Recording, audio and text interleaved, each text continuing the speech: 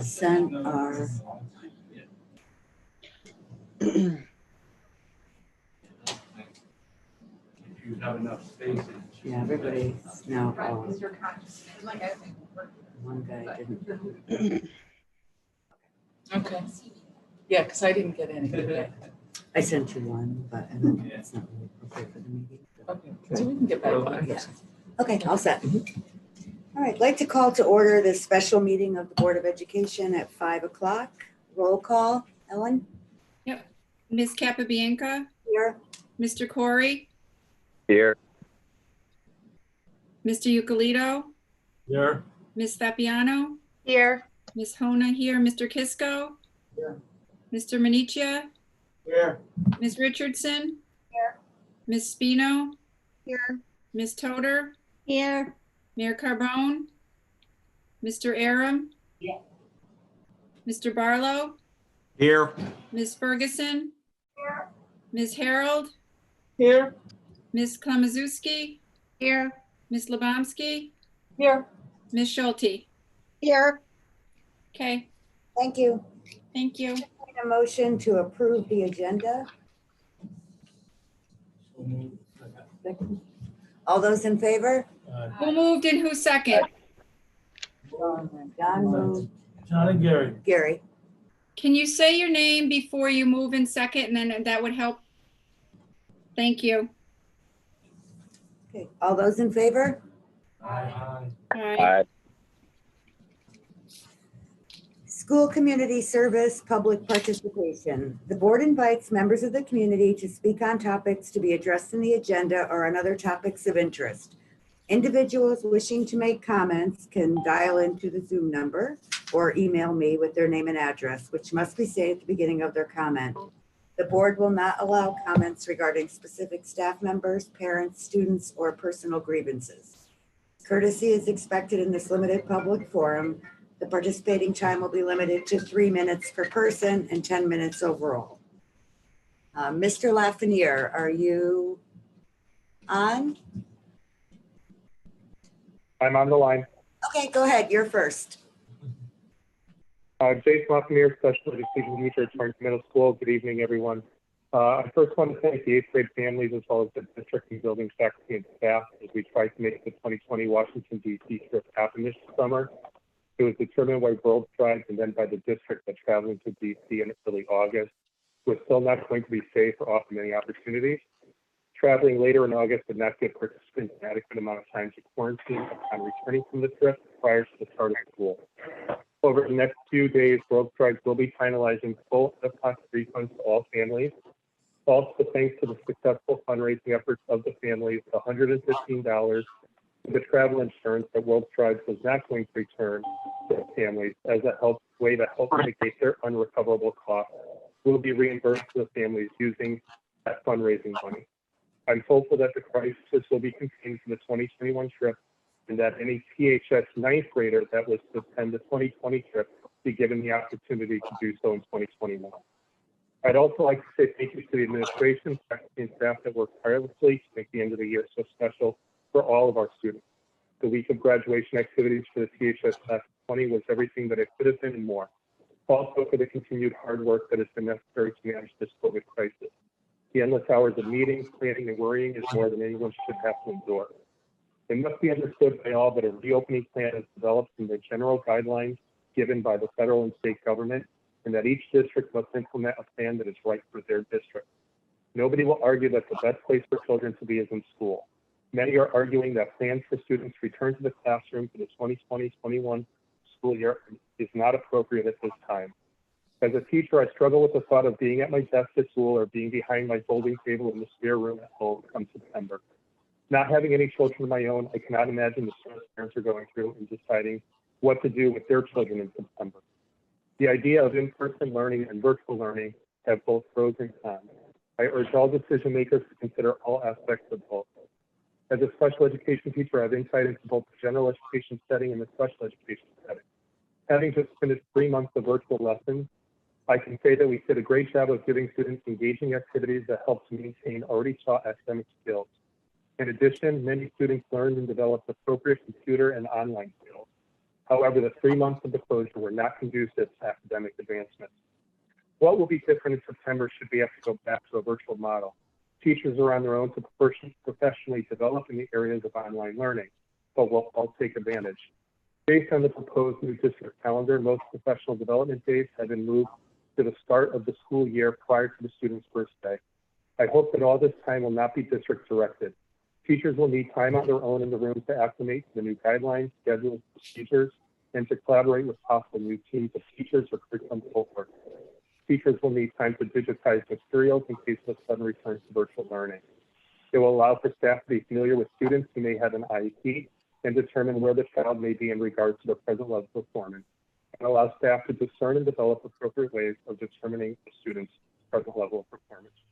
It is understandable that meetings will need to take place to go over a new normal, but please maximize the staff's ability to prepare after 3 months absence from the building. For what we've been told, Torrington had a greater percentage of students participating to some degree during the 3-month closure than surrounding towns. However, I wonder what is considered participation. Completing a lesson regardless of accuracy, a simple email response, voicemail, or phone call from a student or parent. How many lessons was a child required to be assigned on a weekly basis? Seems inconsistent across the district. I had several instances where students completed less than 5 assignments over the course of the 3-month closure. Some completed some. I understand that it was a very difficult time and that family health, safety, and well-being came first, and that it was expected that not everyone would perform at the same level as others. How will those situations be any different in the fall, and how will those situations be mitigated to ensure that everyone is receiving a fair, rigorous, meaningful, and equal education?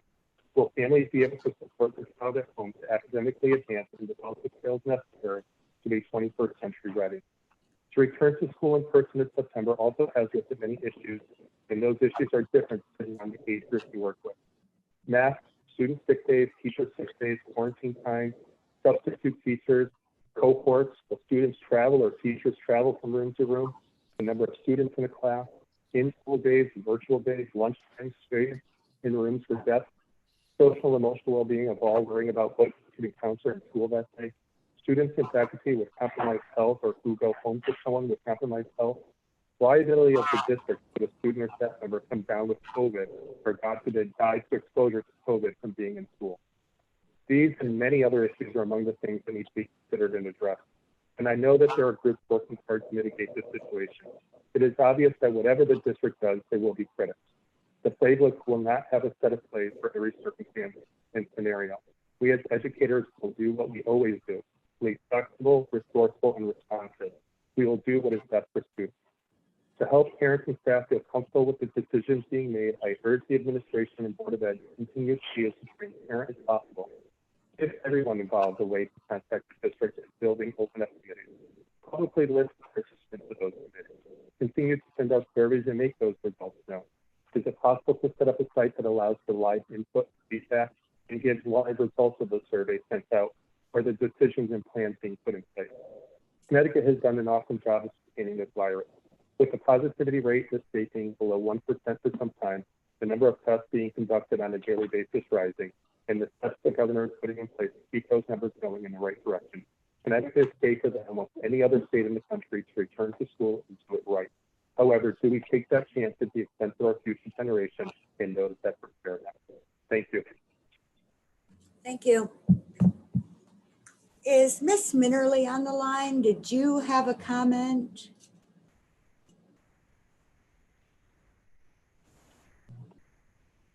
No. Okay, is there anyone else on the public line that would like to address the board? Hi, can you just state your name for the record? Hi, Cassidy. I live on Brown Avenue and moved school going into my first year. TEA appreciates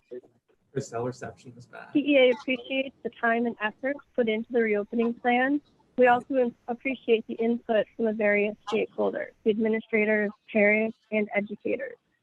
We need to keep sight of the reason we've joined together in this difficult task, the health and safety of our students. We understand that the state of Connecticut has given us both requirements and guidelines to follow as we plan for the upcoming school year. It is our hope that as we work to implement all of the requirements set forth by the state, that we also strive to meet the guidelines that will keep our students, as well as all of the adults, administrators, cafeteria workers, custodians, nurses, paraprofessionals, secretaries, and teachers healthy and safe. As president of the Torrington Education Association, it is easy for others to think that my concern is focused solely on teachers. That is not the case. I don't see how we can separate the health and safety of teachers from the health and safety of our students. We will occupy the same spaces in our building. A plan that keeps the adults in our building safe will also keep our students safe. In closing, I look forward to our continued conversations and teamwork with central office, the Board of Education, and our building administrators as we navigate through this unprecedented time. There are still too many unanswered questions and what ifs that remain for teachers and for parents. We'll need to work together to answer those questions and resolve the what ifs. I know our focus will remain on what is in the best interest of our students. Thank you. Thank you. Is there anyone else on the public line that wishes to address the board?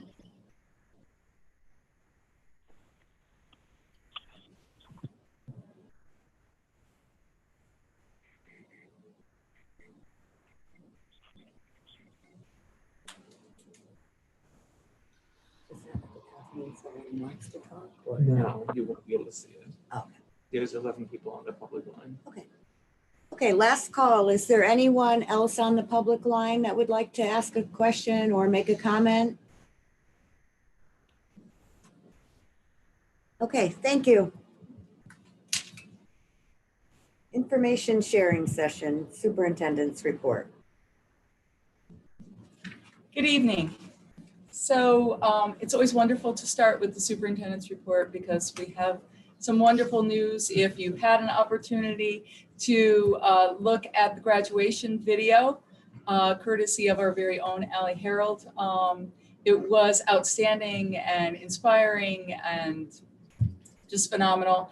Last Wednesday was a great evening. We finally got sunshine. It was worth waiting for. We started out at Torrington High School and had our parade led by Torrington PD and our Torrington Fire Department.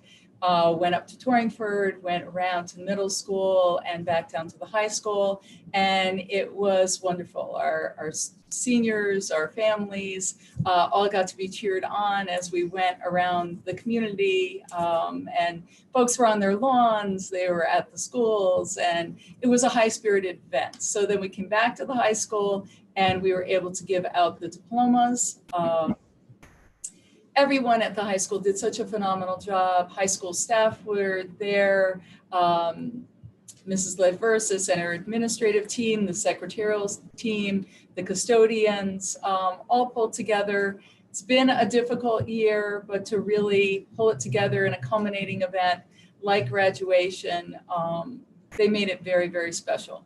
So we had our diploma walk, and then we went up to the drive-in and we were able to see the video, and it was wonderful.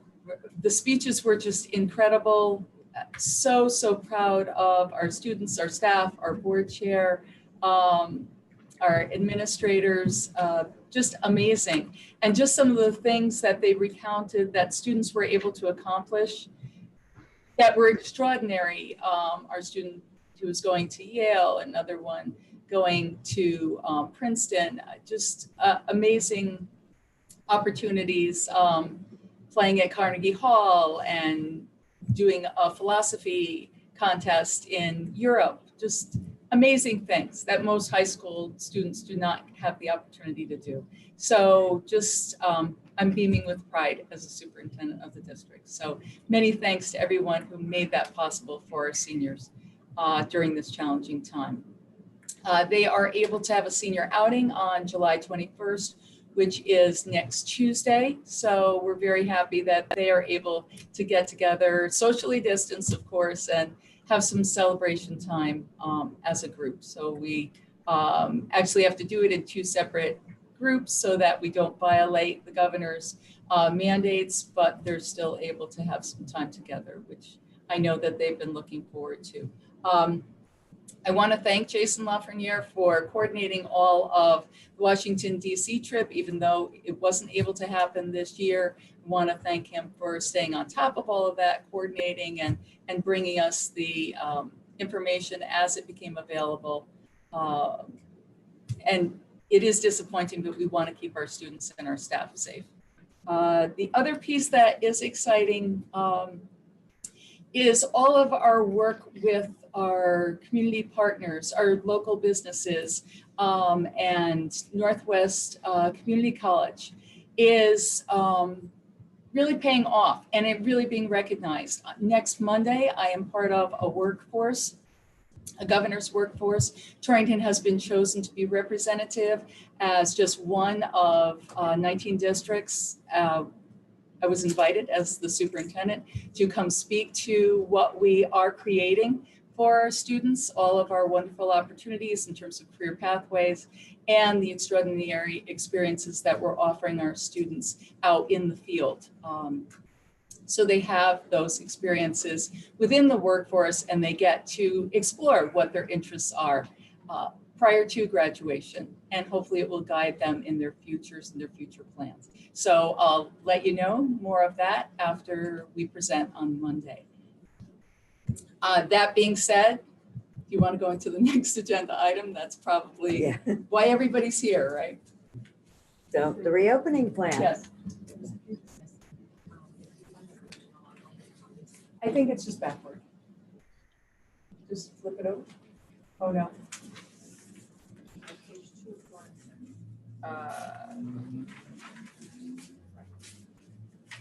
Or, okay, I have pages 1 through 6. Oh, double-sided, these aren't. That's why. Oh, so, okay, if you copy, that'd be great. Yeah. I have to use mine to speak. There you go. Okay, reopening plan. Over. Okay, thank you very much. So before I get started on the reopening plan, I just want to frame it a little bit and just to remind people of the obvious. We're a public school and we are mandated by the governor, by the commissioner to do as they deem what is correct and possible and reasonable.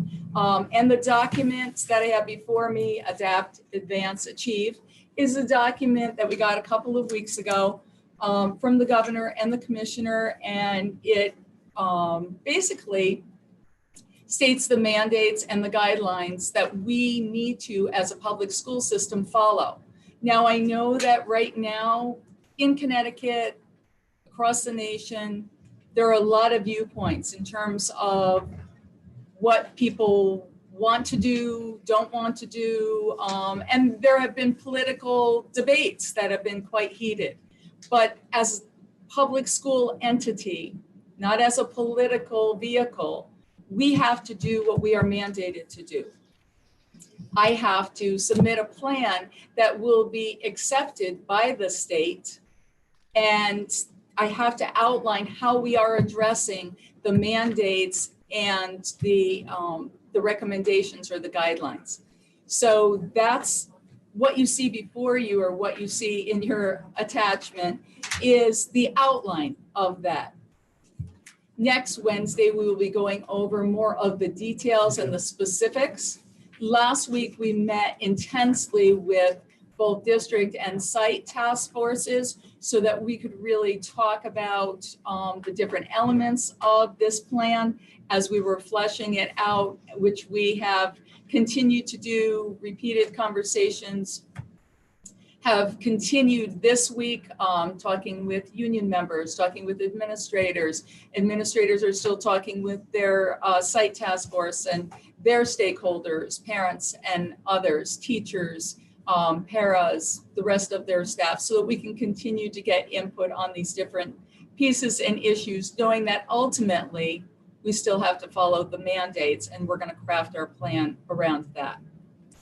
So we look at the outline of the TPS reopening plan. the governor had asked us to make sure that we included the 3 phases. So there is a mandate to open our schools with every student every day as possible. So basically, that's what we've been doing. We've been seeing if that's feasible, given our rooms, given our square footage, given, is it possible to range from 4.5 to 6 or more feet of separation and see if we fit in our classrooms. And we do. I've gone around, John Barlow, our facilities director, has gone around to sites, worked with administration, and really seen if every single student came, would that be possible? And it is. So within that, I feel it is our obligation to put that option in as our very first measure under minimal spread, or our starting point, if you will.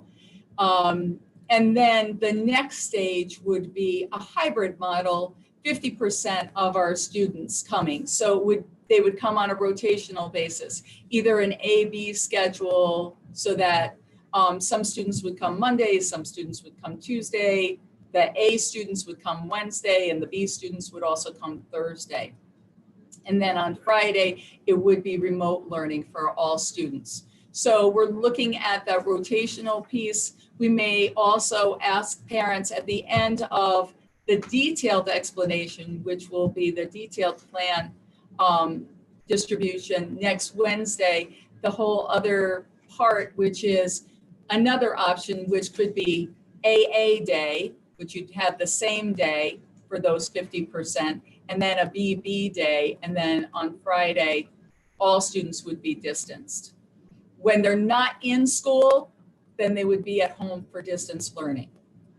But we'll outline those pieces a little bit more. Like I said, we will be sending out another parent survey, but what we wanted to do was we wanted to make sure that we were giving everyone all of the details. So next Thursday morning, we will be making sure that we send out that parent survey, and people will have a week or so to get back to us in terms of, are there any updates? Last time we did the survey, 40% of the parents said they were not sending their students, but we want them to be well informed when they're making that decision. So as we move forward, what are the 6 guiding principles that the governor and that the commissioner have put forward? So you see those on the very first page. I don't know if you can bring that up, Allie. But I'm just going to go down. The safeguarding of the health and safety of students and staff is number 1, as Carrie mentioned earlier in her comments. Allowing students the opportunity to return full-time starting in the fall. That being said, a distance learning option will also be available. We know from our preliminary survey that if 40% of our families do not feel comfortable doing that, we want to be respectful of those families. So we will make sure that we have a distance learning option as well. We'll talk more about what that looks like in just a second. Monitoring school students and staff, potentially canceling when we need to. If we have an outbreak and several students or several teachers are end up with COVID positive tests, then obviously we would shut down that school. And if possible, we may have to shut down the district for that time period. Any of these health decisions, I just want to reiterate, this is a health issue. This is not an educational issue. It becomes an educational issue because it starts as a health issue. So every time we are talking about health issues, we are informing our Torrington Area Health District folks at the Department of Public Health. We are informing, even at the very highest level, the commissioner that we are having to shut down different schools so that they are informed. But we are first and foremost working with our regional health officials so that we can make those determinations about how we move forward, because this is a community issue, not just a school district issue. So we want to make sure that we are emphasizing the equity, the access, and the support to students and communities that may really have a difficult time and suffer during this time. That folks who don't have hotspots or don't have technology really still have access to those things. And next year we will be starting so that we do have a one-to-one device for all of our students. And that's wonderful. That's due to the Alliance District money and computers that were bought last year, the Dalio Foundation, and being able to put all of that together to really make sure that we have those offerings for our students. Each student will receive a Chromebook at the beginning of the year. Those students who received them last year will continue utilizing those devices that they picked up during last year, and we will extend that agreement. Hotspots. Hotspots last year, we had to worry about physically having a hotspot for families who did not have that. Allie's devised a way, and she's working with one of the companies so that we can really set it up so that it's more of a service. Yes, we will still incur a cost as a district, but then we're not trying to physically place hotspots, which becomes a dilemma. And then if you have the service, you have a more wide range. And then we also have more controls over how the usage of, if you will, the Chromebook. So it's helpful. Fostering two-way communication. Obviously, we want to continue to communicate with folks, families, educators, staff, and our community as well. Making sure, and this is an issue that really has come up over and over again in terms of the commissioner's comments, to make sure that we are providing supports for the social, emotional, and the mental health needs of our students, of our families, of our staff as we go through these very uncertain times, which are scary, right? Let's face it. This is something new that we've never had to deal with before. So I discussed a little bit about minimal spread, moderate spread in terms of what the breakdown is. So as we go through that, if we have the in-person learning, we are making sure that we have every health precaution as students are coming back, as staff members are coming back. For that in-person learning, we are back on schedule. It's a normal school day. Students will come in, we'll have our same starting and ending times. The remote learning track. If students are learning at home, when we did this from March to June, we did not have a structured student day. Now we will. So as we are going through distance learning, so families, if you are choosing the distance learning option, your students still have to get up early in the morning because period one is still going to be 7:20 at the high school. So you have to make sure you get up for that class first thing in the morning. So we're going to go from period one to period two and so on throughout the day.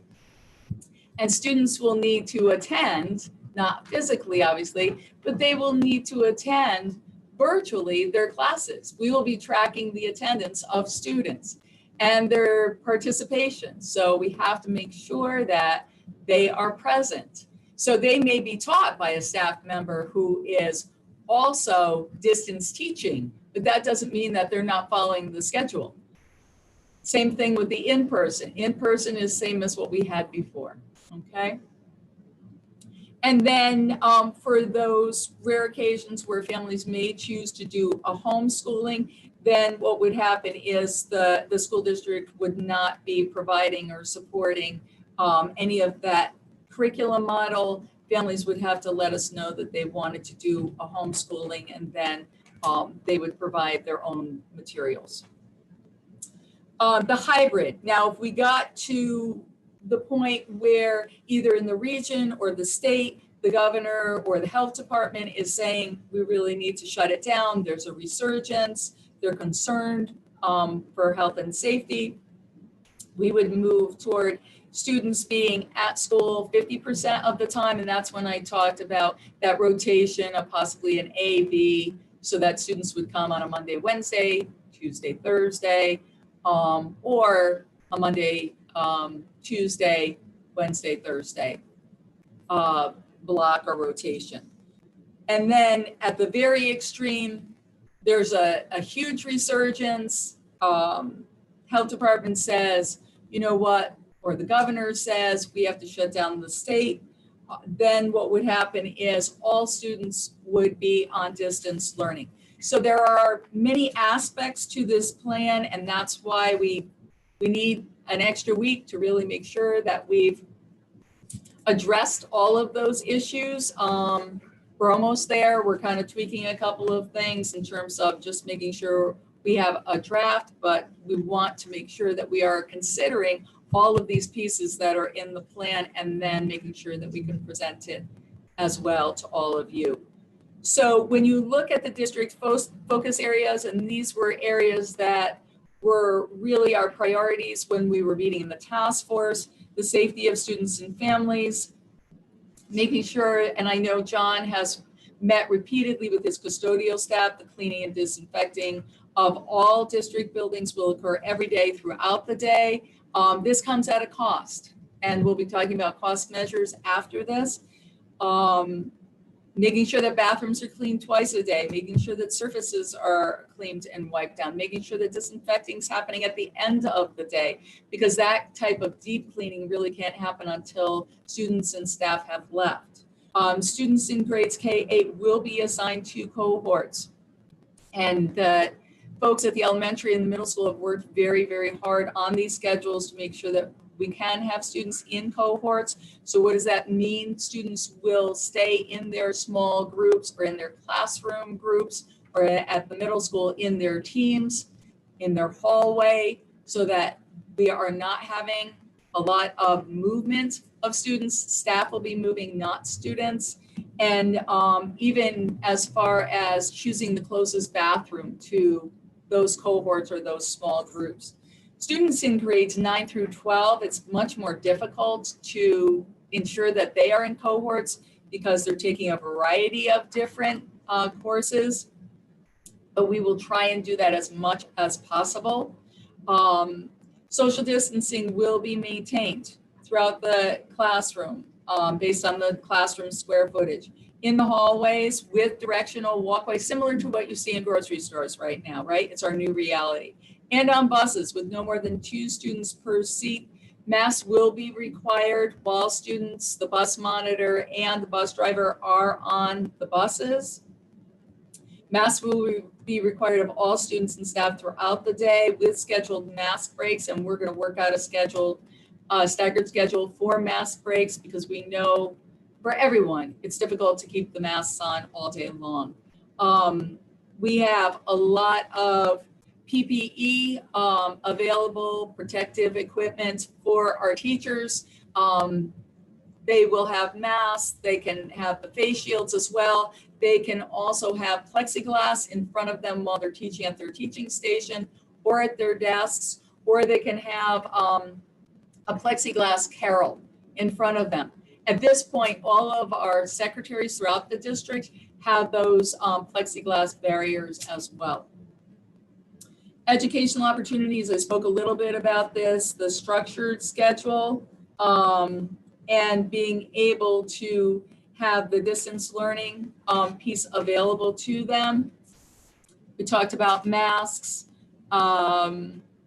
Unified arts, we still will, there are a number of districts who have said, okay, we're not doing unified arts. We're going to let those teachers go. Fortunately, our board members have not said that. And we are able to continue to move forward with our art, music, and PE.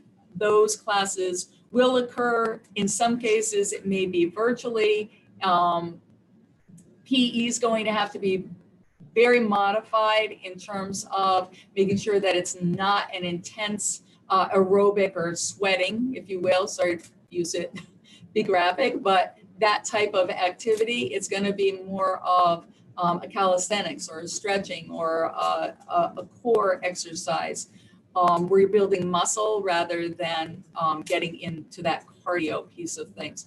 Art, no sharing of materials or supplies, so we're really going to have to be careful there. Students will have their own individual bags of whatever they're going to use, or they may be using the computer to create some things. Music, same thing, making sure that they can still learn and have their lessons. However, musical instruments, we're trying to work on protective barriers for instruments for classes such as band or groups such as band. So we're working on those pieces because the guidelines say 12 feet apart when singing or playing musical instruments. So we're really trying to make sure that we're modifying so that we don't risk the health and safety of our students. So there's a lot of pieces to put in place there. Tech would be the same, where we have to make sure that students have individual tools that they are working with. Social emotional well-being. So over the course of this time period, really from March till June, we've offered social emotional supports to our students, to our families, through our social workers, our guidance counselors, our psychologists. That will be no different. And certainly if anyone has any issues during the summertime, we are always available to our families, and we can provide them support, or we can connect them with agencies where they can get support. And that's the same thing for our staff as well. I know that Kim has reached out several times to staff and offered them a variety of different resources. She will continue to do that as well. And then as we are looking forward, when we are starting the year, we are making sure that we are integrating the social emotional focus, reconnection, establishing relationships to get started in this year. That will be important to make sure that we get back into the routine. It's going to take us a little bit of time, and we'll be talking about those strategies. The technology piece I already really touched on in terms of devices, hotspots, Chromebooks. This year, I think it was even more intense as we went from March to June, and kudos to the IT staff, the library media specialists who really offer technology help during that time. And we will continue to do so for both students, families, and staff as we move into this next phase, where it will become even more intense in terms of the technology pieces. Transportation, students will be assigned one bus in order to keep our bus cohort consistent. So the pickup and the drop off will only occur from one location. We are really encouraging parents to transport their children, especially if their children have difficulty wearing masks, or they have an immunocompromised system, or they have the doctor's note where they're saying they cannot wear masks. So it's really important to remember that parents, you will have to make alternate arrangements because it's only one location per student, so we can keep those bus cohorts. The only change there, and we will put this out in the survey, is if a parent can drive in the morning but then needs to use the bus in the afternoon, that's fine. Or bus in the morning and then parent in the afternoon. We can make that work because we will have a bus seat for every student. So we will work that piece out. Then food service, we have been working not only with All-Star Transportation in order to keep adjusting and adapting. Food service, even if students are on distance learning and they are learning from home, we will be providing breakfast and lunch for those families, and we will determine what the location is for those, the distribution of breakfast and lunch.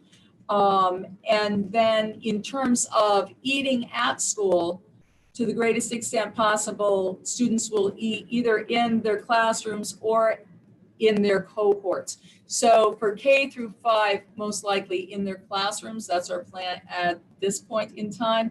And then for 6 through 8, there are various locations, but they are staying within their cohorts. And I know John is working on barriers to protect students during that lunchtime. And then students in grades 9 through 12 will be socially distanced during their breakfast and lunchtime.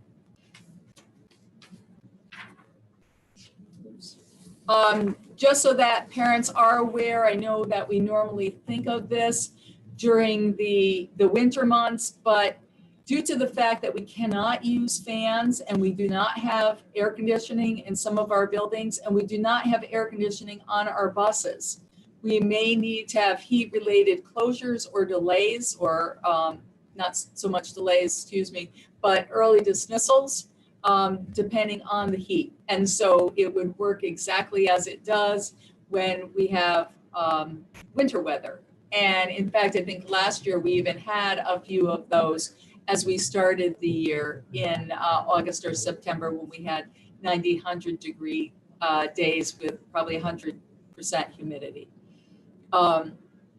So monitoring the spread of the virus, we need to make sure that we are following the guidelines in the document and that we are, as I said before, informing Torrington area district health department, as well as any other state officials in terms of the health issues that we are experiencing at our schools. And just in terms of the timelines that are reflected in the documents that I referenced. If there is not an outbreak, but there's one case, a student has a positive, or a staff member is tested positive. So there's a plan for a short 2 to 5 days or longer 10 days, which would be 2 school weeks, to close and disinfect a school. What would happen is we'd have immediate consultation with Torrington Area Health Department, and then they would determine how long and the severity of the situation, because they are the health experts. So we would go from that. That will be clearly outlined in our plan, but just so that you have a range of times.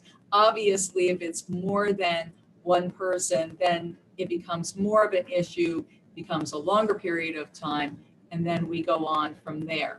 Our compliance liaison is our assistant superintendent, Sue Ferguson, and she will be acting in concert with me. She will be addressing the questions about compliance, concerns. Obviously, we will do it together. I'm very fortunate to have such a wonderful partner in this process.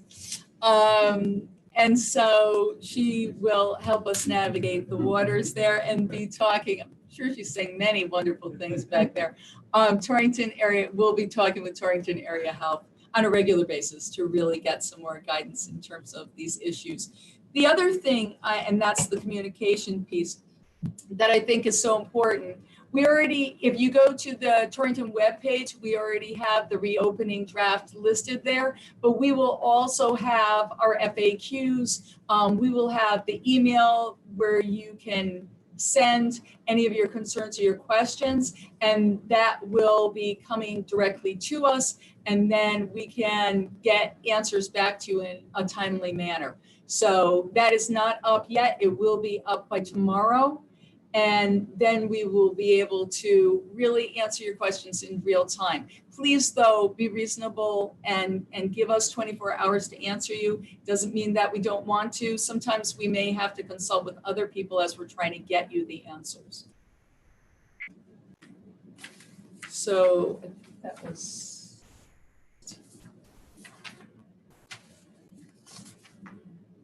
And then just did they have this as part of their packet also, Ally?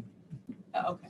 And so then the very last page is just what I was referring to before. If there is an incident at the school, it really has more of a breakdown of what we would do at the site, how we would respond, and just remind you of the 2 to 5 days, possibly 10 days, possibly longer, maybe even moving into a shutdown for a longer period of time for the whole district, depending on the extent of the exposure and the number of cases.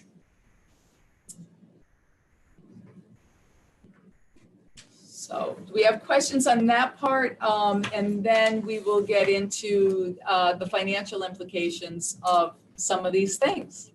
Let's go with this document first. Yeah, I Gary. think so.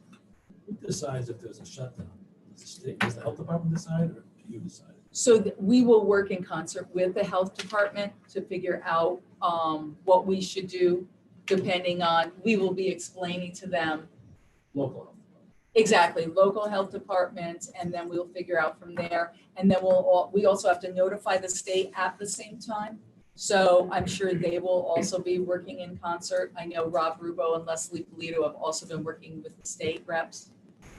Just to clarify, because that would be for a case in one of our buildings. Right. Right. But the state at any time, working with the DPH could Mhm. close us Mhm. all down. That would just be if we had an individual case. All right, that's what I was referring to. Yeah, but the state could make a determination.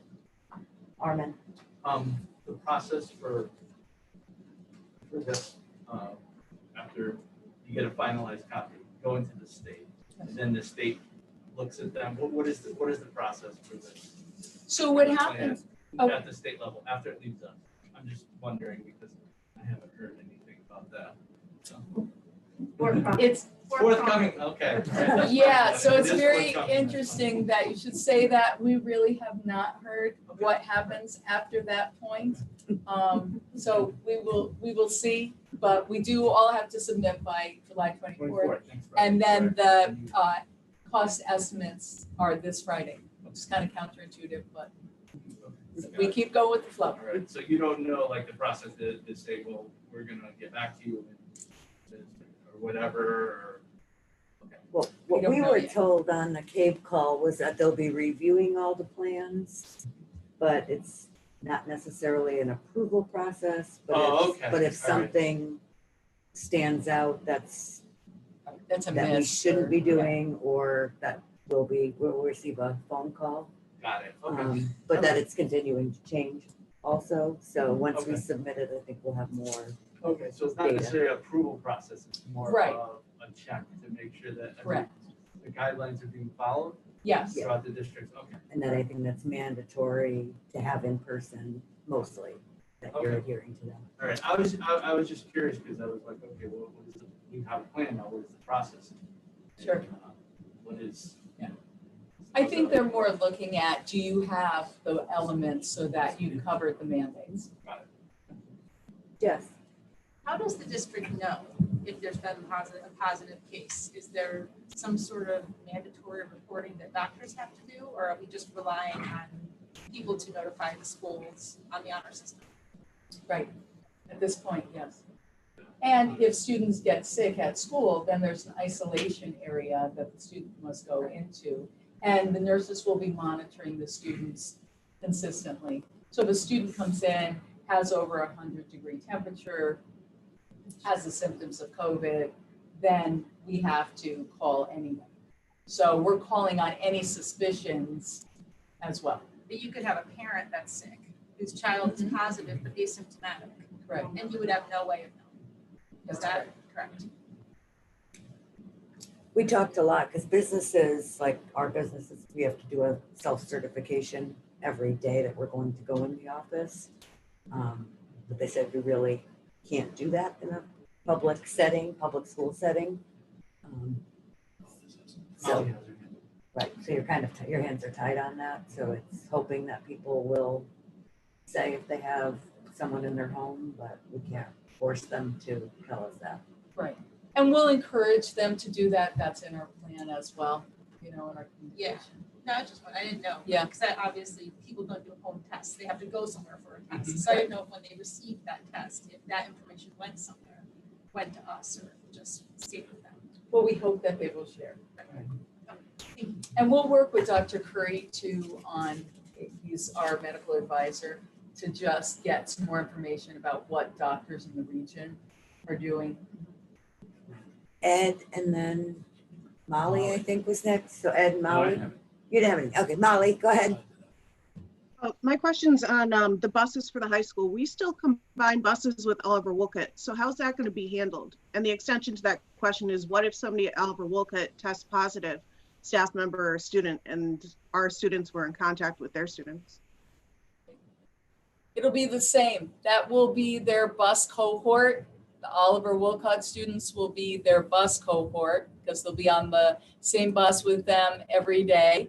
And if they have an outbreak, they're going to have to let us know. Same thing for any place that our students go to. We're going to have to really work together as a region. It's because our students also go to Region 6, our students also go to Region 7. But you're right, for Oliver Wolcott, they actually share the buses. Okay. Yep. Gary, I'm gonna bring this up now. It has nothing to do with what we discussed in the past, but I brought it up with her thinking about it driving today. Specifically for the middle school, but probably both schools. It relates to cell phones. I know that sounds funny, but if every kid in the middle school has a cell phone, which we know they do, how do you prevent the kid from touching the cell phone? And what does the teacher do if the person, I'm bringing it up because I think part of this reopening plan should be for the sake of the safety of the teachers and the students. And I mean this sincerely. There shouldn't be any cell phones because they're going to be texting on them all day.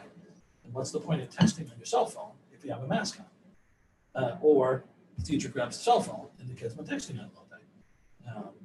I don't want to spend $2 million on things that probably don't have anything to do with whether or not the kids get any sicker than if the kids are passing around or texting all day, which they do. And the teacher has to intervene, or the teacher doesn't intervene because she doesn't want to have to grab his cell phone, knowing he's been touching his cell phone all day, or he may have been talking on his cell phone. So what I would hope, first of all, is that we have such engaging instruction that students are not texting all day long. Well, Okay, I would hope number one.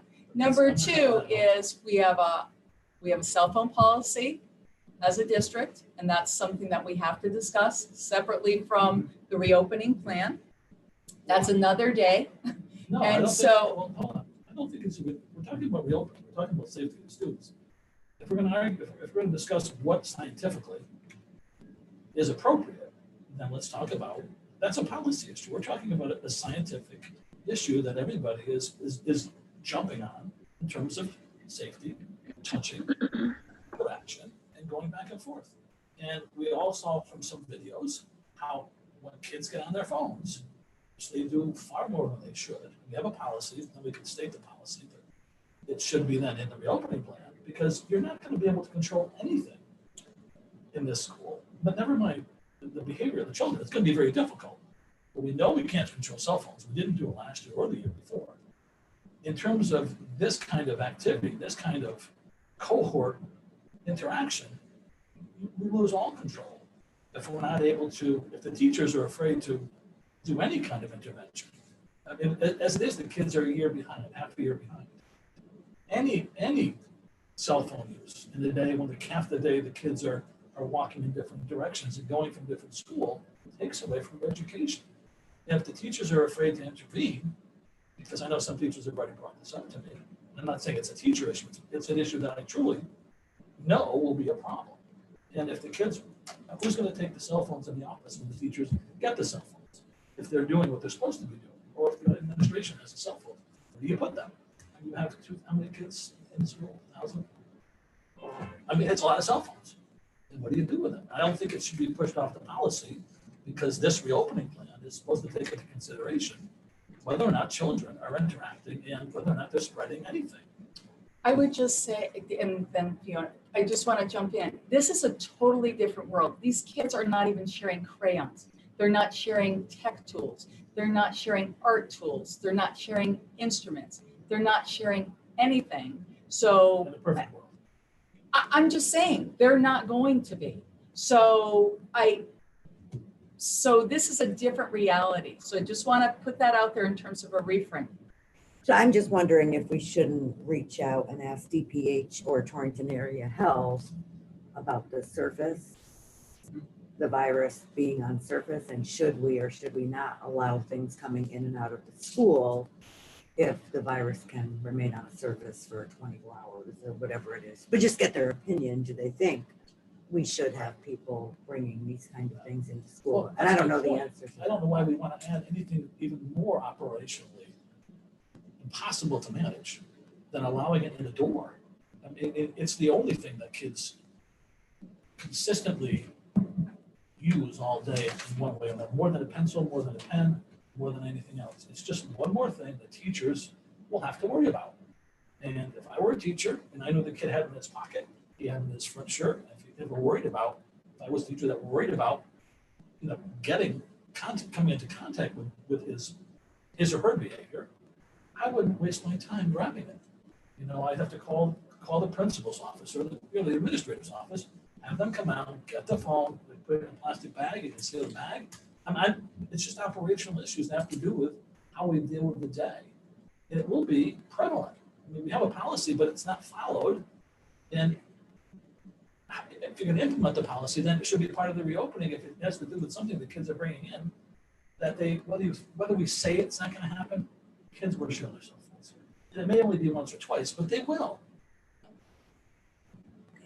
I'm done. Ellen and then Nikki. Sorry, I had to turn back on. Kathy, sorry. If you can't allow anything into school from home, then you can't allow the Chromebooks back and forth into school. The Chromebooks would have to stay in school. If you allow cell phones, the kids are going to be on their Chromebooks in school. So maybe this happened, my experience, the Chromebook was more important than the phone. The phone was after.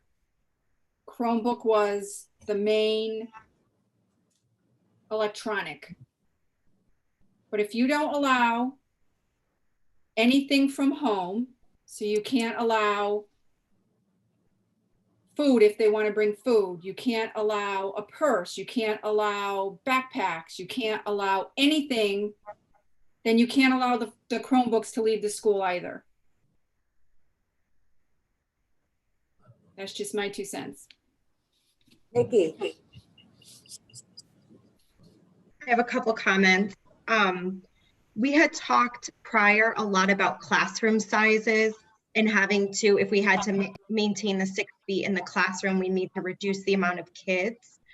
I didn't see anything come out in the documents from the state. Do you have any insight into anything further on that? When the commissioner first spoke on it, he was saying 6 feet of distance were feasible, knowing that all of us were dealing with different classroom sizes. He said if you are starting out with classes of 30, that's probably not a good idea. So you really have to look at your individual classrooms in your district and then work from there. Yes, we will have smaller class sizes, but as we did our initial pass, the class sizes are smaller because we have the desks more spread out. That was just to tell us whether it was feasible in the classroom to be able to have those desks at those distances. Now, if we say 20 students were going to be in the classroom and only 40% of the students were coming, instead of having 20 students in a class, you'd have 12. And so then we're working from that perspective and trying to go from there. So is it feasible? Yes, we have enough spaces when we are really working on taking every room at the buildings and using it for classroom space. We can do it. However, we have to now do our parent survey to find out how many students are coming and then really just determine how we're allocating, how are we doing those class lists, how are we doing our scheduling based on the number of students who are physically coming into the building and based on the number of students who are doing distance learning. Yeah, and I know with the parent survey, what came out at the end of June, I think it was the end of June, was like, are you sending your child yes or no? And I know there was not an option for unsure or, waiting until the last minute. So I know I heard from quite a few parents that chose no out of, it wasn't yes and it wasn't no, and they went with no. So I don't know if on the next survey, how that should be structured, but maybe for a little bit more, whether it's leeway or input there. And then I guess that leads into like a teacher survey. I'm sure teachers have tons of questions into the minutia. I know I've seen some things going around. Can teachers wear scrubs? Will they be getting face shields? Things like that. How are you getting this input from this staff, prior to kind of finalizing the plan as well as the financial impact? Right, so we had all of the stakeholders represented at our district and our site task forces. And then we've also been meeting with the unions, not only the TEA, but also 1579. And so that's been very helpful to get their perspective in terms of how all of these plans will impact them. And no doubt we are going to have some MOUs or memorandums of understanding. And hopefully we can work together respectfully, collaboratively. We've been able to do that in the past, and we look forward to doing that again in the future. It's going to take time to figure out the different pieces because it is a different world. Yeah, and I know the concerns are obviously there when, you know, their cohort now is growing immensely. And then I think just one last question on classroom community. I heard the state talked about that, and, you know, we've talked so much about the social and emotional needs of the kids. And, you know, when distance learning, that classroom community was really a little rocky. And so I just, you know, how are you thinking about that as you go into your plan for next year? Right, and that's why it helps to have cohorts, because it will be that classroom community and they will be a tight-knit group. And if they're in person, then they're meeting on a regular basis, face-to-face. If they're distance learning, they're meeting on a regular basis, face-to-face. It's not like the scramble that we had in March, April, May, June, where we're really trying to make sure that everybody has the skills and the abilities to do Google Meet or a Zoom, or really make sure that they can have a virtual classroom experience. And now we will work toward really enhancing our skills, a lot of professional development. You'll see a lot of professional development in the calendar proposed. It's going to take time to really perfect our skills in those areas. And just, sorry, one last on the classroom, on the cohort, how does that impact special education, intervention, that piece where now a different sets of children were in the past getting together? Right. Do you want to talk about that a little bit, Laura, in terms of special ed? Sure. So it's a little bit different depending on the grade level that we're talking about. When we started to plan for this year, even if it weren't for COVID, we were really trying to figure out a better way to look at the unique needs of all of our kids and group them into classes where their needs could best be met. For example, if you had a child that really needed that push in math support, and let's say there were 3 of them, well, maybe they can be in the same class so that way we can make sure we can get that consistent support in there easier.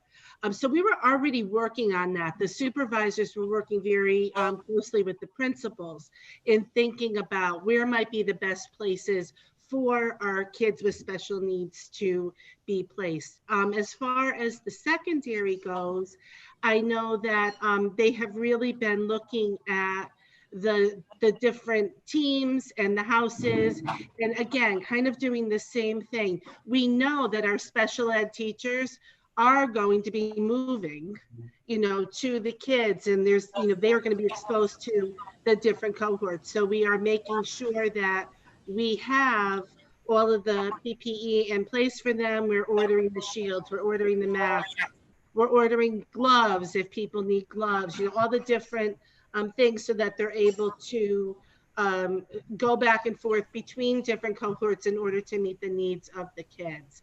And then as far as if the kids are remote, I think that, you know, as Sue was saying, it's going to be the regular school day. So you would still have, you know, your special education teacher. If she was doing a group, let's say she has a group of 3 kids, she may be online with 1 while she's in the classroom with 2, separated distance learning, you know, social distancing, and the lesson could be live streamed.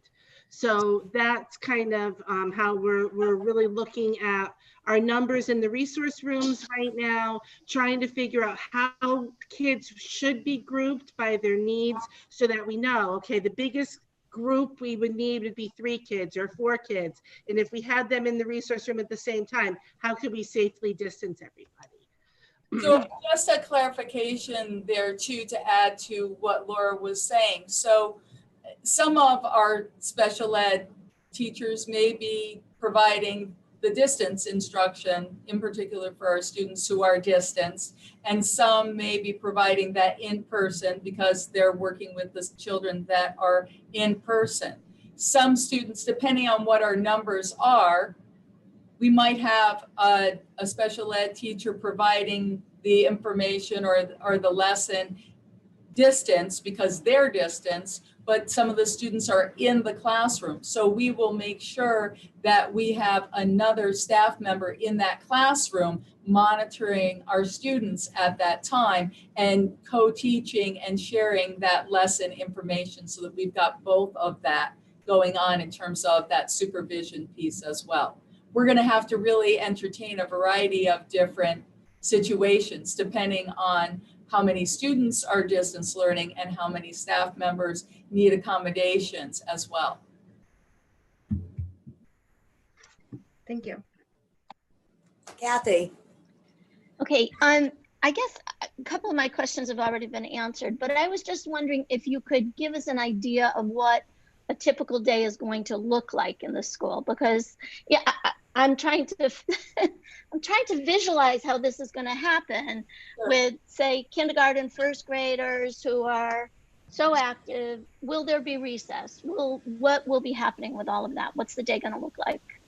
Right, and so Kath, you know that we're going to have to live some of this and perfect.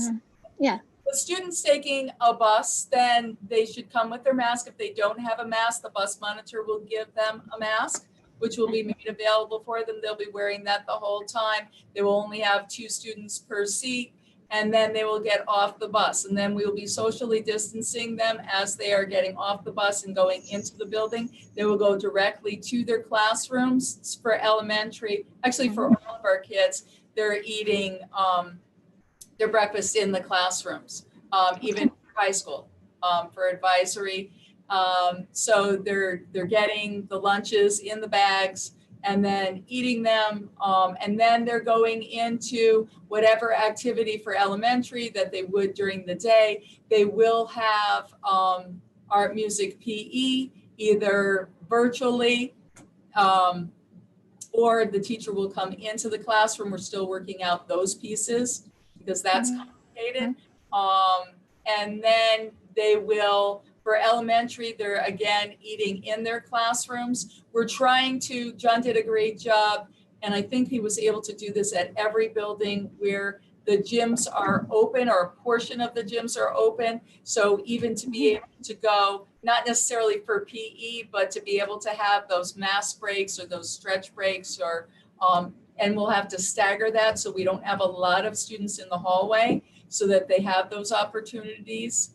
Because just being in the classroom, you're right, is going to be difficult for that length of time, and especially for our youngest learners. And then also make sure that we do have stretch breaks even within the classroom where students are getting up and they're doing movement breaks. That's going to be just as important as the mass breaks for younger kids, but probably even for our middle school and our high school kids. I know that sounds really silly, but as we start to get into that routine, you know, I'm sure it will be less and less as the kids get older, but you know, we're getting back into that structure. High school kids will be walking in the hallways. Middle school kids are basically confined to that hallway that is their team. And same thing for elementary. You're only utilizing that team where the bathrooms are right there. And then elementary, they're eating lunch in their classroom as well. 6 through 8, Brian Scott, our new principal, what a time to come on. Thank you so much, Brian. And all of his administrative team have done a great job trying to figure out how to make sure that we are really supporting all of our different levels, our 6th, 7th, and 8th grade. The assistant principals will be taking a different floor so that they can be readily available to our students.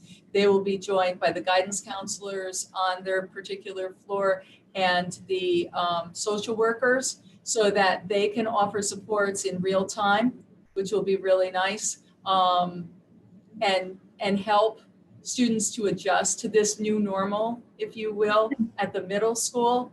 We will also have security paras, 3 security paras, if the board approves the alliance budget that I'm presenting tonight.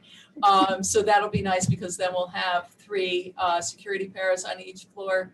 And then students will 6 through 8 go to particular designated areas. I think there's 3 different designated areas for 6 through 8 to eat lunch. I know John's been really working on different partitions and dividers and things like that with the administration for the middle school and the high school. And then high school, once again, has designated areas for students. But as I said, they will be passing in the hallway, and we've got to kind of do a staggered release there so that we don't have a bunch of students in the hallway at any given time. And then they get back on the bus, or parents have pickup. And we're even trying to make sure that we have a steady flow and an easy and safe, appropriate flow of traffic for the cars, because as you have, or you've lived in your time, that can get backed up. So we're trying to anticipate, once we know how many families are also planning to drive their students versus have their students on buses, and make that work as well. We're working with Officer Przarski, our traffic officer from Torrington PD. He's been very, very helpful, giving us advice and helping us work through some of these issues as well. I just And want then to, go ahead, Kathy. no, my second question was just, the bus, so they're gonna sit 2 students in every seat on the bus, or are they gonna be staggered? No, so what will happen is the commissioner, and in the guidance as well for transportation, in this minimal spread, we can do 2 students per seat. And then when we get to that moderate spread, that's when you'd have to do that staggered. And that's why we wouldn't be able to have more than 50% of our students coming each day, because we just simply can't fit them on a bus. As Ed says, if everybody, we need 155 buses, Ed? And only 16 subways. He's gonna build the subways. We're gonna be ready. All set. Thank you. Sure. So just one thing I want to point out, because for me, this is, I think, is going to be a very large obstacle for us. We tried really hard to push back in getting some type of formal commitment of when a student was going to be in school versus distance learning. But at the end, we didn't win that. Not the administration, but myself as the board chair, we were trying to really push that there would be a block of time that people would have to commit to. But we did not move forward with that. And they are going with, it's an election that a parent basically can make on a daily basis, which makes it very difficult for us to plan because we're not exactly sure. So I'm going to ask strongly to parents that are out there that it is really disruptive for kids if they're coming in, coming out, and it's disruptive for the kids at home, the kids in the classroom, that it would be really nice if they decided I'm distance learning and I'm going to do that for the month even. Or the trimester. Or the trimester or something. But just so that everyone knows, so if you go in on day 1 and there's 12 kids in your class, the next day there could be 13. So I just want people to understand that that is a fluid moving piece and at the sole discretion of the parents, which option they're going to choose. Right, so we will be putting that in our plan to strongly encourage on the trimester, on the quarter, really developmentally, just socially, emotionally, it's better for the student as well. So we want to make sure that we're providing consistency for the student and able to welcome them into the class and not have this herky-jerky whenever kind of thing. Gary. I'm going to revisit what I brought up before because I don't think I ever got an answer. But I'd like to add, I'm going to go back to the cell phone thing, but again, people can think that has to do with what I brought up last year. It doesn't. We know from our discussions last year with you and John going to the middle school I think the second biggest problem was children on the cell phone. Maybe it was the first biggest problem. I forget what the response was from the teachers. I know that in my gym, TV remotes cannot be used on the gym. They have to hold them. And anytime somebody uses the remote, they have to wash it down with alcohol. I don't know how the kids go from, and if you, I guess the question is, how will you start from the minute these kids get on the bus? Yeah, and we know cell phones are the biggest disruption at the school.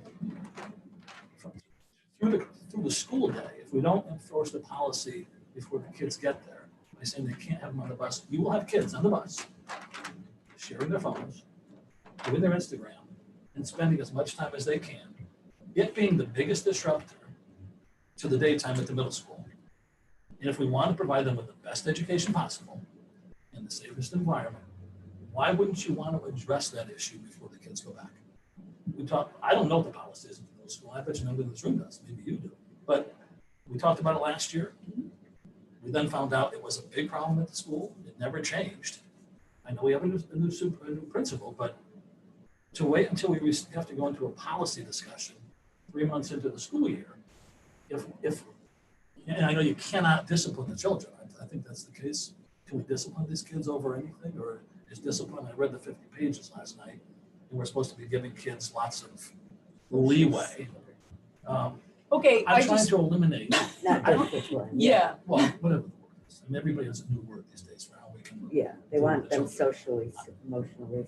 Yeah, I don't use the new stuff. I use that we used to use when I was kids. But I'm going to be really serious. I'm going to follow up through the year. Oh, sure. I'm tired of people telling me that this Yep. is going to happen. We have the second lowest rated middle school in the state, I think, at least we were told. And yet, the biggest problem is something like a cell phone. If we're going to open, keep the kids safe, then keep them safe. Let's tell people what we're going to do. Face the parents with all the problems we may have with it. Avoid all the disruption in classes, because you're not going to make sure 100% of the time if that cell phone's on that person, that he's not going to be on it. The teacher's not going to want to take it. The teacher's not going to want to take the kid out of the school and bring it to the principal's office. It's going to be an ongoing problem at the school, and it becomes an ongoing safety issue. And I'm not taking sides on what I believe is necessary or not necessary, but if we're taking the road of sanitizing everything and avoiding any pass-arounds or any sharing or any kind of touching of anything that could possibly stay for 24 hours, which we know it can. John just pulled up one of the Seattle study, but it's part of the state mandate that anything that is a touchable at a gym cannot be touched by people that come into the gym.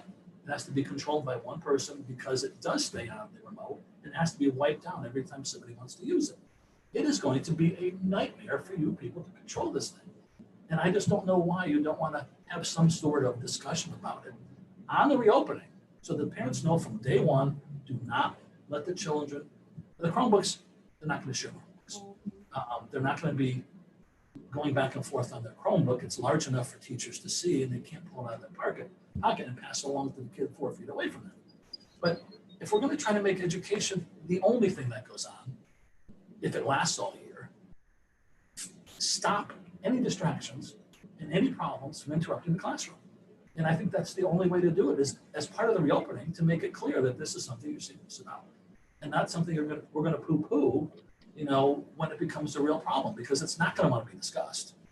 And it's not going to be something that gets passed along, because it's never been a problem that anybody's been willing to discuss. And there's going to be so many other problems, like kids taking their masks off, and kids blowing their nose in the mask and coughing in the mask. That's the last thing anybody's wanting to deal with. So why wouldn't you want to eliminate it? Completely eliminate it, so it doesn't become a problem. So I think So I'm asking you to consider that. How's that? I'll do it that way. Well, can the site committees look at that? Yeah. Just what the policy The is? site task force can Yeah. look at it, but I really do want to reiterate that we have a new principal there. But I'm just gonna say that. We have a new principal, we have a new structure, we have all of those folks on every single floor of the middle school where the students will be, where they will be in cohorts. So there will be monitoring of everything, including cell phones. And everybody will understand what the policy is. So if we That's all continue I'm to have difficulties Right, or that's all I'm problems, right. So I think that, yes, certainly the site can look at it, but I'd like to see where we are. Well, that's up to you. I've That is up already, to you. I can tell you at my gym, the health department came in to check to make sure that they had the remote up at the counter, and that people weren't using it. That's all crazy. so that how- everybody wasn't trusting. That's it, how wasn't crazy- I touching should it. say. Yeah. That's how strict the health department is. Right. So I hear you. And we certainly want to make sure that we're adhering to all of those things. That's why we're having students, whether they are in tech, they have their own tools. They are not sharing tools. They are any of those things, let alone cell phones. Right. So we'll take it from there. And then if we're still having a difficulty or problem, we can bring it forward to the board and bring it forward to policy. Thank you. Yes. So one thing that, and I've listened to a fair amount of stuff, not just Connecticut, but nationwide, and I really haven't heard this talked about, is the idea of the impact on school security of some of these recommendations. And there's a lot of talk about safety, but it's all in reference to COVID. It's not in reference to people coming into the building, people having their faces covered, et cetera. And so as they go into this, the two things that I think would be most challenging is the face coverings, especially at the secondary level, when you have adult-sized students with their faces covered coming into the building. And the other is, I've seen a lot of recommendations to utilize outdoor spaces whenever possible. And we don't have locked campuses, closed campuses in all of our buildings, or most of our buildings, I don't think. So those are two things that, and I don't know what the answer is, but I want somebody to be talking about it. Because I think we could be real careful about the virus and then leave ourselves open to other types of things that we wouldn't want to be. Right, so we will be working with the fire marshal, just in terms of those pieces, as well as, you know, any safety and security issues that we have. We don't have a lot of enclosed areas, like the courtyard at the middle school. That's probably one of our limited, or at the high school, in between the cafeteria and the media center. So that's, sure, it's a concern. We're going to have to really flesh out some of these things, because some of what is in the plan goes against what we would normally do in terms of safety and security. That's why I'm saying fire marshal, police department, we're going to have folks weigh in on these various issues. You ask for money for it as part of our request. We put in for more police. I think we have to see first, let's ask our I'm not from the experts, state, not from like city. but I think we have to do an assessment of what we need to do for this plan versus what we have in our security plans. And then make sure that we cross-reference and we come to some type of understanding of what's the best, safest thing for all of our students. COVID versus safety and security. No, what I meant was, but for instance, in the budget, if we're Right. going to the state for more money, Yeah, can we put in something there for an extra resource officer that? No. No, I know, but aren't we asking, we'll be asking for something, we'll leave it up from the state for money? I think they're No. just looking to We're- see what the costs are gonna be that Yeah. everyone's gonna Oh, incur yeah, when they and see not that. actually give Right. money. Okay. all right. yeah, I mean, we're I already, thought they wanted to see yeah, what- no, they're not. not so much for personnel, more for like the PPE Yeah. and the physical. You'll see a lot of the things on this list are not so much people, but things. Has there been any consideration as far as the face coverings go, like what is a qualified face covering? Because I've seen some that really can't tell who the person is barely. You can just see the eyes, you know, and it covers everything else. Right. Versus a loosely tied bandana versus, I mean, is that something that's being talked about too? Like what counts as a mask, what's appropriate? Yeah, we will make sure that we have clarifications. We won't have we probably won't cover every single scenario. So, you know, yes, they have said that you can have those that you pull up from your neck up to here, like you're talking about, that you can have a bandana, that you can have even within this room, we have a variety of different masks. And the biggest issue is to have nose and mouth covered, and make sure that the sides are fitted to your face. A lot of people are doing the little X on your sides, if your strings, your ear, whatever, your ear bands are too loose. Then you can tighten them a little bit. But other than that, that's really the security part of things. Kate's actually coming up with a sample policy on a mask policy that we probably want to take a look That'd at be great. for a couple of reasons. And we kind of got in a little debate last week on the phone about it, but My concern is, so if we're requiring masks, we have to require masks or not require masks. Like, it has to be clear to everybody that you have to have a mask. And if you don't, this is, you know, what's gonna happen. You're either gonna get sent home or whatever. So I think defining that will kind of help everybody in the buildings too. And maybe part of their sample mask policy will have structure of what constitutes as a mask. Yeah, the other thing is you could hide a big pen under a big face covering too. I mean, there's other things like that that Right. you can use it for concealment that you don't want. Sure. Character. How foolish of someone to do that when we're already having all kinds of illnesses that are respiratory. Yeah. That just, no, but that just makes no sense. Did you have Yeah, we something, Ed? usually, we'll probably have masks at the door. Yes. Yeah. Yes. All the kids are gonna get the masks that we provide, you know, and all the teachers and everybody else are getting these type of masks free of charge. At 1,500 from PAL and Torrington distributors. So Oh, great. So all the teachers, administrators, custodians, Staff. everybody in the school system will get a free mask too, so they can wash it this next day. Nice. What? My name. Just the faculty. That's the staff, yeah, Hey, yeah, Oh, everybody's yeah. getting yeah, it. yeah. Everybody Torrington involved. distributors and PAL, so that's Yeah. wonderful, Yeah, being a it's great great. partner. And they also gave it to all, I think Mario was telling me to give all to the athletes too. Nice.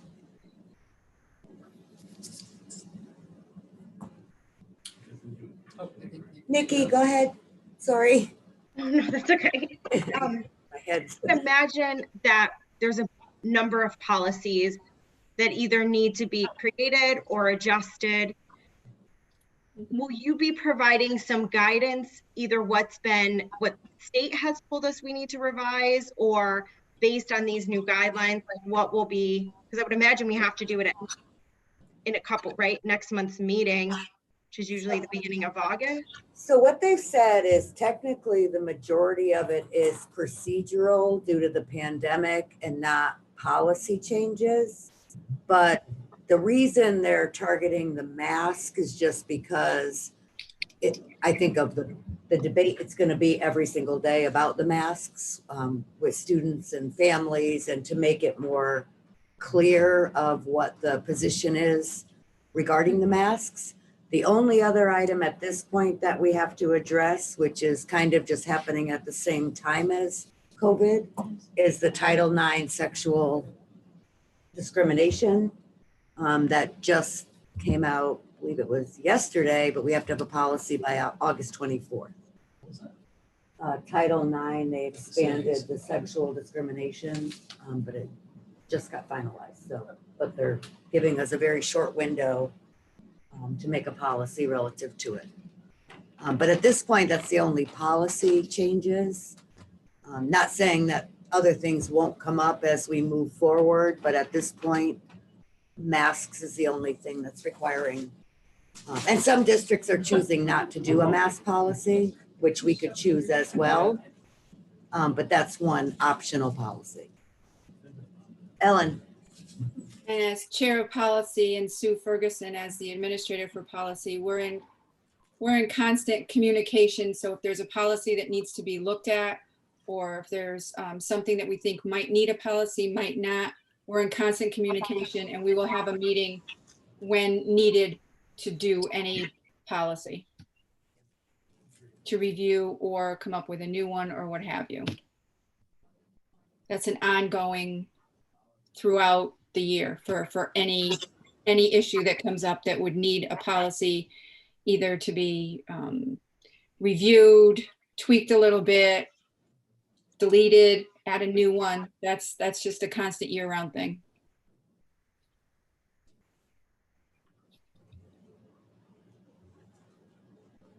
Any other questions? Anybody? Ed, do you have any questions? No, I'm pretty confident in what the administration's presented. Everybody else all set? If so, we'll move on to the financial component. Sure. So can you bring that up, Alan? Which one? That's the one that looks like this. It says COVID expenses.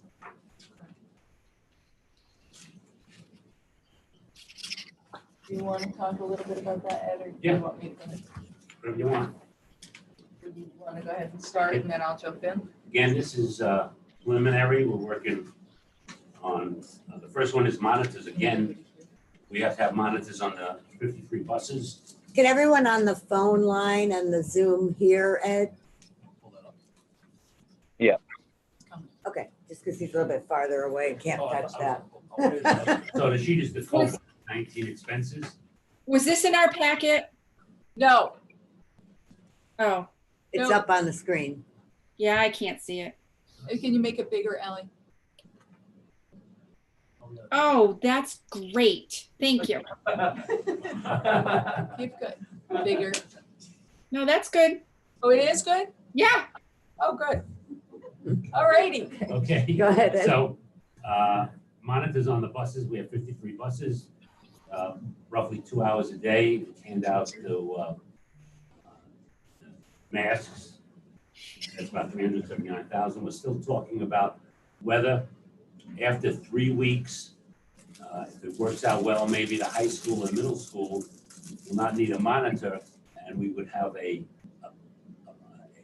basket there so they can pick it up. We want to see if that works, it may not work. The next one is custodians, you know,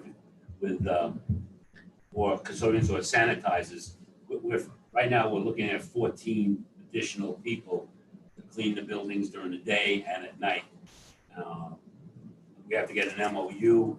Right now, it's the full-time equivalent of a custodian, but hopefully, if we can get the MOU for sanitizers, we may want to hire, you know, college kids who are not working or people who are unemployed to go back to work or something. So we're looking at that.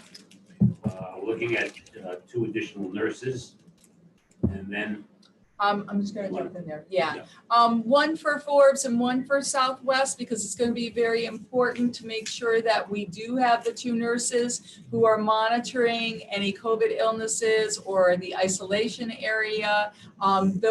All of the nurses will have the correct PPE, will have the masks, will have the face shields, will have the gowns, the gloves.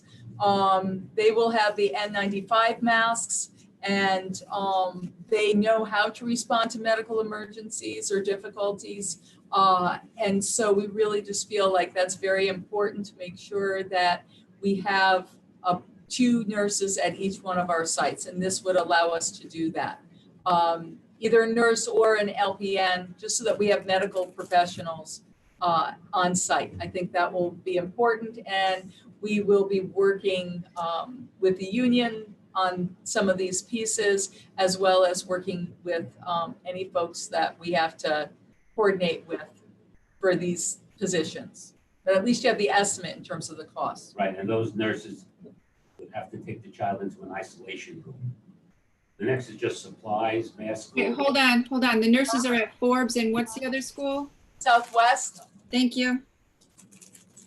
Next is the supplies that we would need. The masks for all children, 720,000 masks, 4,000 kids, 180 days on 720,000. The price, N95 masks, we would get 400 of those. If we don't use them, Region 1 and Wolcott would buy some of them from us, so we would not. Clear masks are for the special ed, also for children who are hearing impaired, so it would be a clear mask, so they would see them out.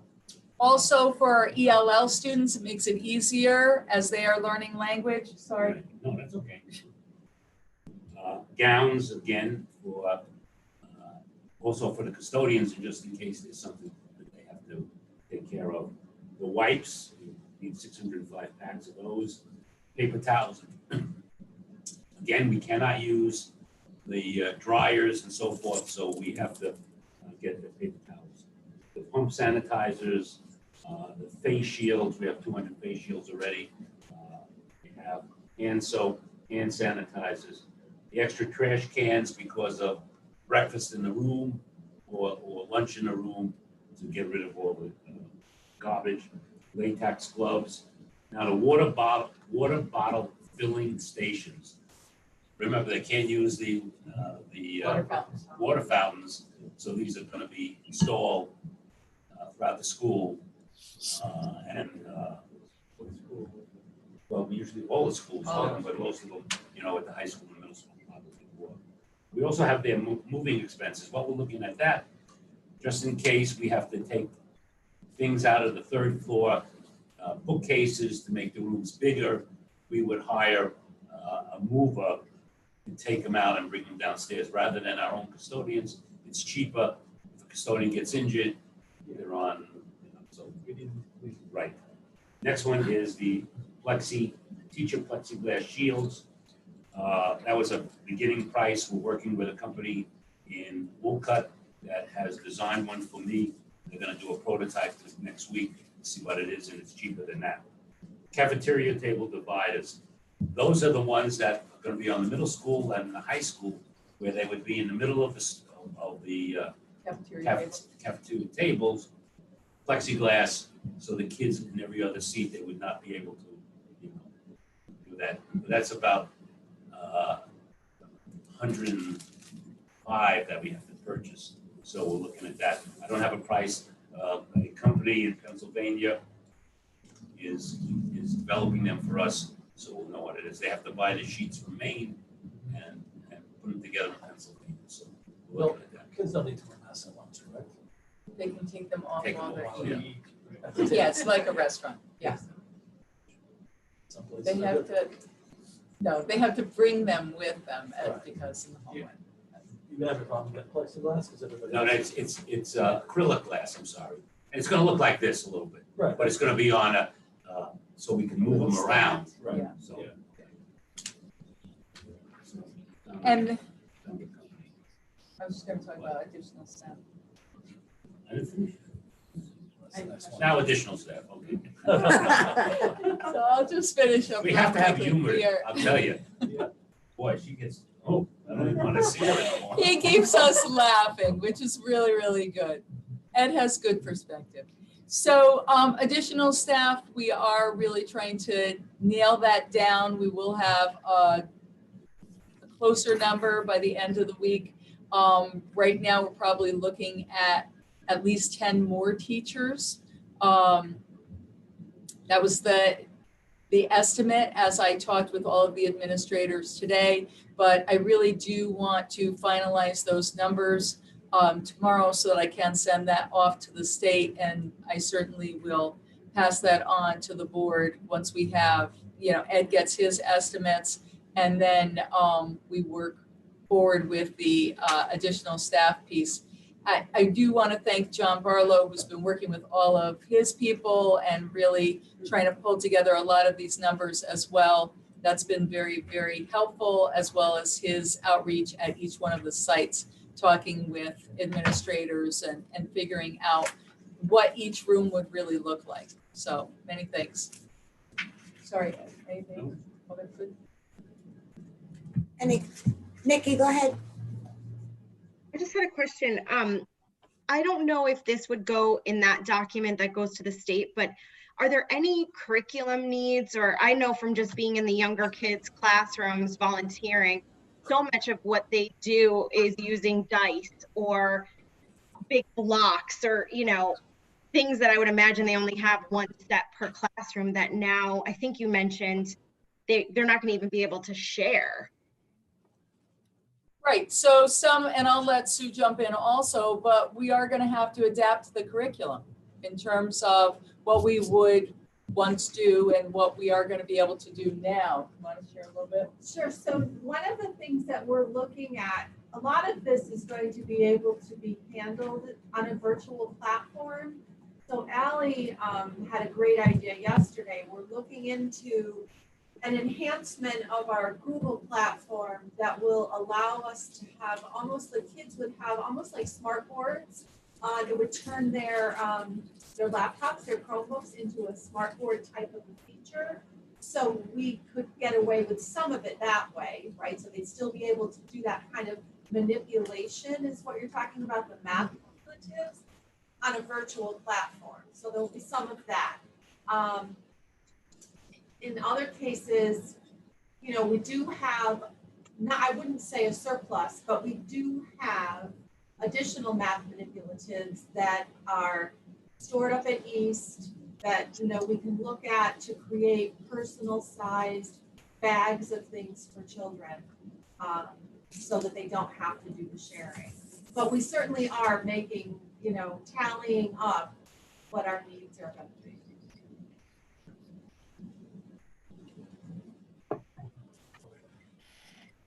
Oh, yeah. And could you explain the clear masks again? Right, I haven't been to it. Can't see it though. 'Cause There's Yeah, just like this, they're That's what I was open, gonna they're say. open, so you can see the face and the mouth, so Right. when they talk. But so here's my I was just question, trying to figure because out we're the only cost. asking for 48 of those. At the present time, we have. Is that the number of hearing impaired students that we have? No. Where is that number? No. What is that number? Probably for the Special teachers- ed, The teachers. right, Just so the they- teachers Teachers, so the students Yep. can see that. and ELL students and teachers. So is that something that we should provide to all of our teachers? Because I think there are probably a lot of students that are hearing impaired that rely on lip reading far more probably than we realize. If that's something that we can get. You get them. Well, we did talk, Laura helped us with some of the pieces in terms of the special PPE for the special ed students in particular. But we can continue to ask the staff if we need extra.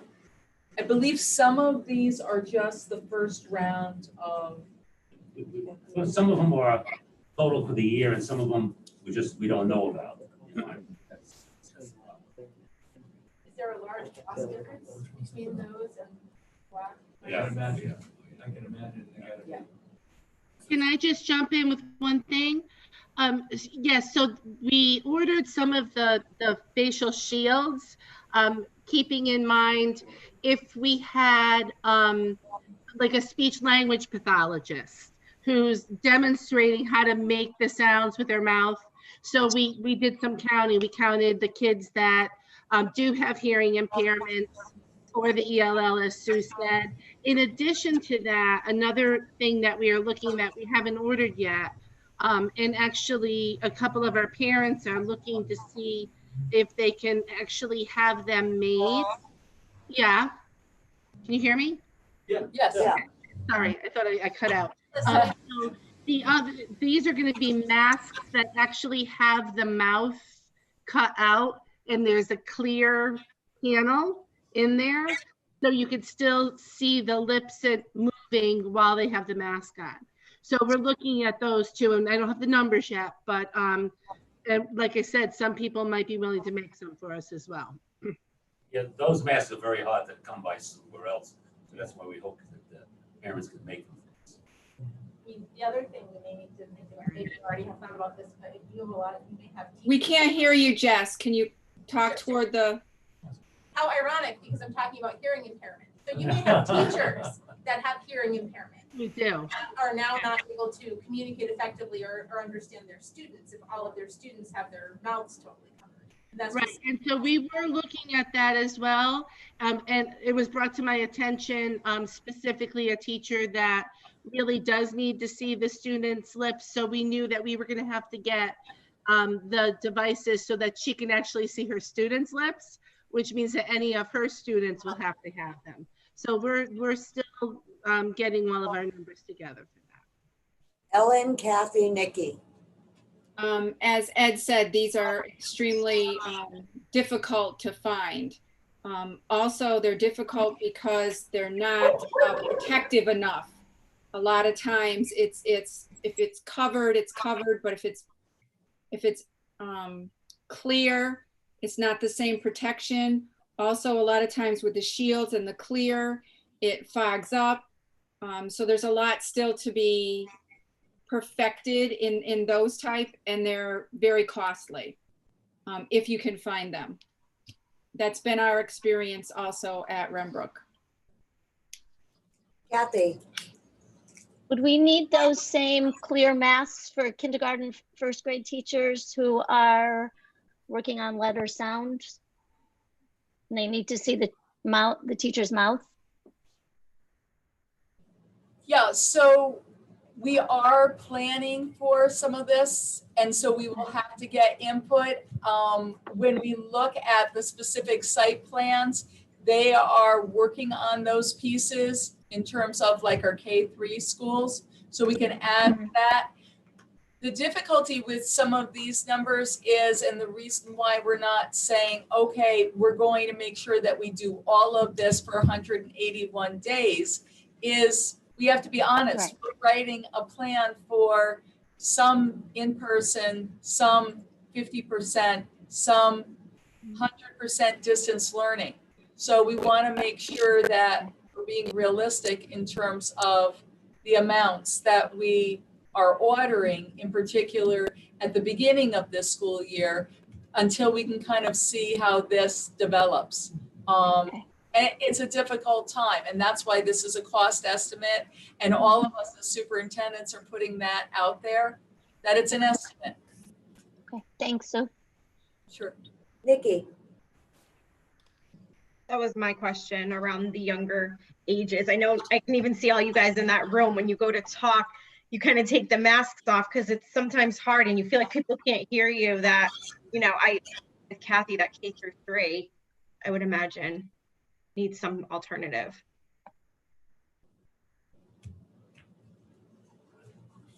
Go ahead, Gary. Somebody just texted me. Student teachers, will they be allowed in the classroom? They just asked that question. Will student teachers be allowed in the classrooms? Will we be having them? Right now, we're doing it virtually. Can't hear.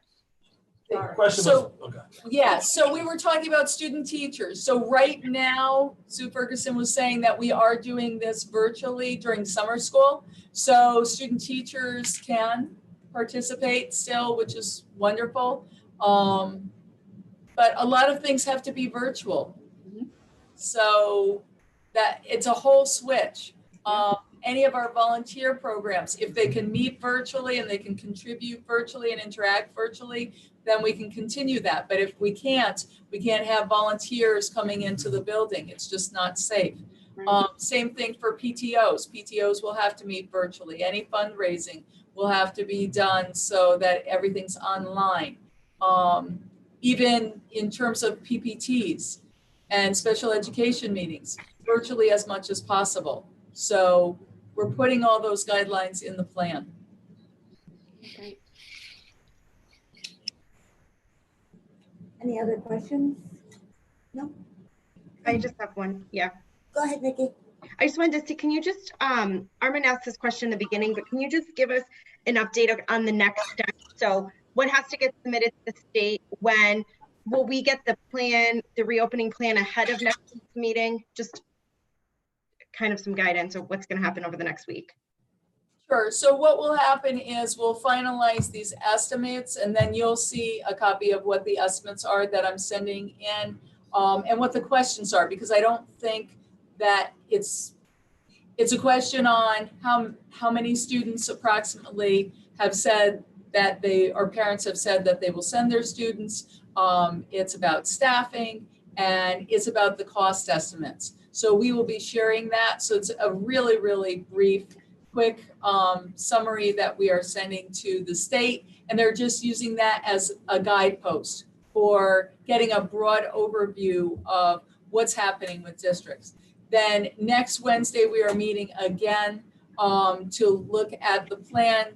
You'll probably get the plan sometimes either late Monday or early Tuesday morning, so that you do have time to look at it. Then we will be meeting Wednesday night, and then we will be submitting it on Friday. And did you ask your question when everybody was in session? The next steps? Yeah. Okay, so everybody heard. Yeah. Yep. Any other questions? No? Okay, everybody in here is good? CARES Act grant. Okay, so can you bring that up, Ally? So for the CARES Act, pretty much the commissioner outlined what we were going to use the funding for, and that was really to make sure that we were addressing our students who may have been impacted even before the COVID and really needed some extra supports and needed a summer school opportunity. So we are making sure that that is being offered in a virtual fashion. Just the enormous amount of professional development that staff is going to need this summer and then throughout next year. The social emotional support, making sure that we are consulting and pulling in support from our local agencies, extra support beyond what we offer. And then making sure that we have been able to update our software licenses, not only for classroom use, but in-home learning and in-home learning during the summertime as well. So even if students are not participating in summer school, they're really able to consistently learn throughout the summer and then throughout next year. So it gives them that great opportunity. Those computers that we talked about, those laptops, we still needed that 1,300 Chromebooks. And so you see the cost factor there. We want to make sure that we have portable stations for our teachers so they are not locked into a desktop computer, so that they have flexibility throughout their classroom. So the docking stations, the monitors, they'll have their own laptops next year. So this will really help, but we need that piece as well. So teachers will, or staff members will also be able to take those devices home. They can use them specifically for classroom and work use. That way folks don't have to use their home computer and their work computer when we go to that distance learning model. It gives them a great opportunity to enhance their skills or practice their skills even outside of school or do whatever work that they have to. And then something that may seem strange to add to the CARES Act, you may have seen recently that Betsy DeVos was interviewed in terms of her push toward making sure that through this CARES Act money, that non-public schools were also being funded. She was concerned about private schools having enough money. And so we do need to make sure that we take a portion of our Title I funds and put that into the CARES Act. So we have set that money aside for our private schools as well. So that gets us to that 660,682. And it really has hit all of those areas that the commissioner really felt were very important in terms of the technology, making sure that we move toward a one-on-one, making sure that continuous learning is going on, making sure that professional development is happening so that continuous learning for our staff is going on, and that we are offering social emotional support. You'll see a lot of that in the Alliance proposal, and then making sure that we are offering summer school.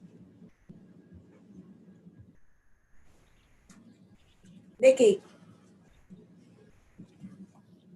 Included in that computers number or in another line item, are we accounting for any carrying cases for the kids, especially in the younger grades, or carrying the laptops back and forth from school? I mean, I would imagine they're going to have to take it home every night or something like that. So have we accounted for any sort of carrying case?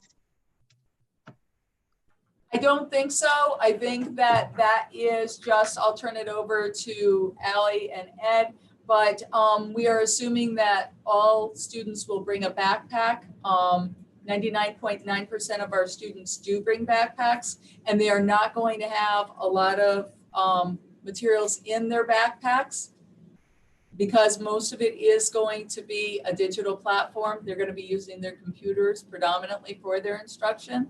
So That may be their cover, but I'll just check in with Ed and Ally. Yeah, no covers. Probably want to think about that, especially in the younger grades. I mean, even if they're carrying their lunches in their backpacks, their water bottles, and I don't know. We'll take it under advisement. We can look into that. But I don't think it's going to be taken out of the CARES Act. We'd have to find another place to take that from. Any other questions? See everybody now. I lose Molly. Molly, do you have any questions? Sorry. No, okay, sorry, just I couldn't see you there for a minute. Okay. Two quick things before we move on. A lot of people are asking about lunch, if people can bring cold lunch. Will that be part of the plan next week as far as lunch options or? Yeah. Yes, okay, so next week, the lunch breakfast options will be discussed. Right, I just want to say on that, that remembering that we are now a district-wide designated free lunch. And so that will be offered to every single family. So we may have more students participating in our lunch program rather than students bringing lunch or breakfast. We're gonna send some note around the next week, the week after about that.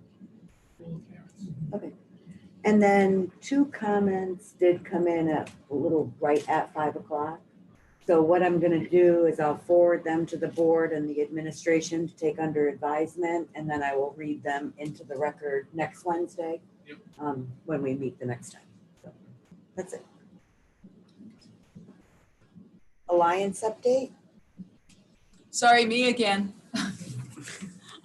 Then you get to listen to Ed. So, okay, on the Alliance, most of this is the same. In fact, I think it's almost, there is one little change. You've seen this many, many times.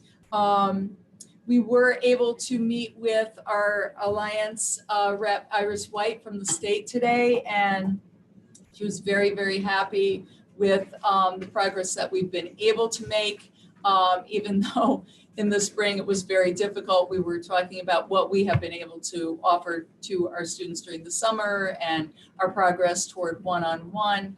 And all of these folks making a huge difference. So we're really seeing that this is a plan to move forward in a really positive way, really ensuring that we've got a strong instructional core, making sure that we've got a strong social emotional core. We've seen how wonderful it is to have those supports in terms of our special ed supervisors and our director of student services all pulling together. That's made a huge difference in terms of what we've been able to provide for our students.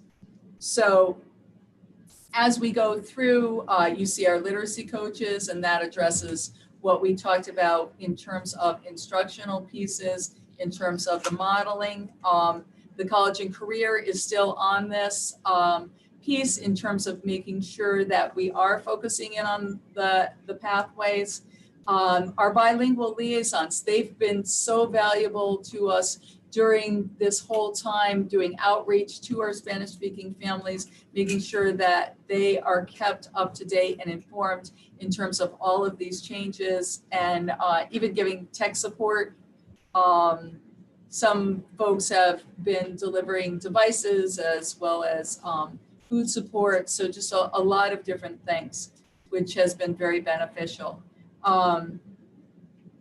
That assistant principal at the middle school in terms of her focus on social emotional, which has been wonderful. The director of academic support and intervention at grades 7 through 12.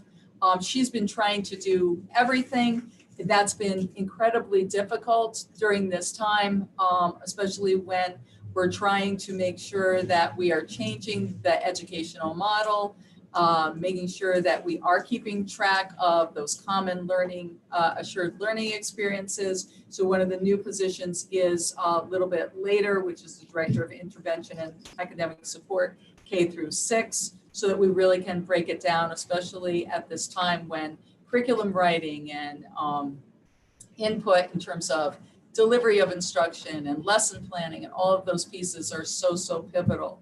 Our RTI specialists are still in the Alliance budget, which we appreciate the support from the board on those, as well as the SPED supervisors. Registered behavior techs, those are our RBTs. We'll have 3 of those at the middle school next year. We are also looking to have 3 security paras at the middle school. As I said, for 1 for each floor, we think that would be very beneficial. Last year, we were able to hire 2 phenomenal gentlemen who were really helpful and became a part of the middle school community. They came in at the very end of the school year. We're looking forward to having them there for the whole school year and working with those teams that I talked about before. You see the support in terms of the outplacement coordinators. This was a place where we really hadn't been monitoring our outplacements and really having a good solid core communication with our outplacement organizations and schools. So this definitely has helped. Laura can definitely speak to that. The mandated testing by the state, we want to make sure that Torrington, because they aren't a Title I school, still gets their supplies. One of the biggest pieces there are new reading materials for KN1. We want to make sure that our students are really reading on grade level by 3rd grade. These new materials should help really bolster and provide foundations for our students. So that's a new piece. And we want to make sure that we continue with extended day or extended year. Obviously, some of that is in the CARES Act, but if we need it, it'll also be in the Alliance grant to make sure that our students are continuing to learn even during these most difficult of times. So most of it is the same. One thing that I did want to point out, instead of the 2 behavior interns right in the middle, that is a really difficult position to fill. So we are thinking that as a district, that it would be easier to, not because it's easier, but also because this is a very high level of supervision and expertise. We would be looking at a behaviorist or a BCBA, a certified behaviorist, if you will, and possibly some consultation services that would make up some of what those 2 positions would have done. Laura can certainly speak to that a little bit more. But you can see really a balance of instruction, intervention, behavioral, and really hopefully social emotional supports for our students as well as we start this new year. But like I said, most of it is very much the same. There's just a few pieces that are new. I guess that's 2 clarifying things. On the reading materials, K1, Yep. I don't really understand what that is. Is it? So currently what we have is the Columbia Teachers College program. It's the Lisa Hawkins model Readers and Writers Workshop. And that kind of took hold and became very popular 10 to 15 years ago. Many of them. They can't hear They you. can't hear. They're shaking their heads. Let's move this down a little bit. I wasn't gonna touch it. I know how to wash from Justin. Do you want to come down here? So? Let's see if that makes a Is that difference. any better? Can you hear me? Okay, all right. So many districts across the country use that particular program. Of late, what districts are learning is that that particular resource, while it's lovely, it does have some disadvantages in that it doesn't explicitly build in opportunities to teach phonics. And most children require explicit phonics instruction. So what we'd like to do is purchase these resources, which are phonics based, and they include what's called decodable text. So it gives kids an opportunity to practice learning those early emergent reading skills. Is there a name to it or, sorry? Not No. really. I mean, there's different publishers. The one Gotcha. that, Okay. Yeah. John? Sue has just gotten into the oldest reading controversies. Yeah. I'm glad we're breaking. But what I'm thinking of here is your admonition. We are going to be so dependent on Alliance money. If you look at how critical these jobs and these materials are to our success with our more troubled students, or the kids who need more support, is maybe a better way to put it. It's frightening. Right. Gary? Just for clarification, so a program like this, whatever the cost is to implement, it shouldn't be, I mean, if we go back to basically learning how to read like you did and I did, it shouldn't cost, at least that portion, would that cost? No, That's kind of money it's every not year? a consumable type of it. Correct, okay, we so buy it's the a materials, one-time. We own them, yes. We So would, I that's a mean, good thing, Yes. my opinion on this. Yeah. Yeah, It is- one-time I was- cost. Yeah, and you're right, it's a philosophical debate, don't get me started. No, because no, I could go like on this. and on and on, yeah. Yeah. Any questions from anyone on the screen? No? Yeah, go ahead, Gary. To follow up with what John just brought up, the $3 million is an awful lot of money. I support it, but how do you look down the road? How do you look down the road to try to assess from a planning standpoint, how we maintain these kinds of, I know it's an ongoing problem, but what do you think we're gonna do to try to maintain these things? So Besides go from when- from the city. Well, Besides hopefully, moving it- right. When the state goes away. So essentially this, because we did, at some point, we were talking about Bloomfield, and even though they've been off of Alliance, Bloomfield still receives the money. The district still gets the money. So we could move away from the Alliance designation because you don't qualify for it anymore, but you still get the money. So as long as, and maybe this makes the board feel better, as long as the governor still makes Alliance money available, we will, for the next 5, 10, whatever years, have this money in place. Because what they're finding is that Alliance districts are starting to outperform districts that don't have those funds. And so they're finding that those districts are highly successful. So they started out as the lowest, and for some of them, they're still low, but what they're showing is there are greater gains in terms of growth. And for the Alliance funding, they are funding half of the state's students. So it's mind-boggling. I absolutely agree with you. But I'm saying that that's very unlikely to go away anytime soon. So certainly we have to be aware and we have to think about what we would do, but we want to do more of like what Sue's saying, where you're having that one-time cost.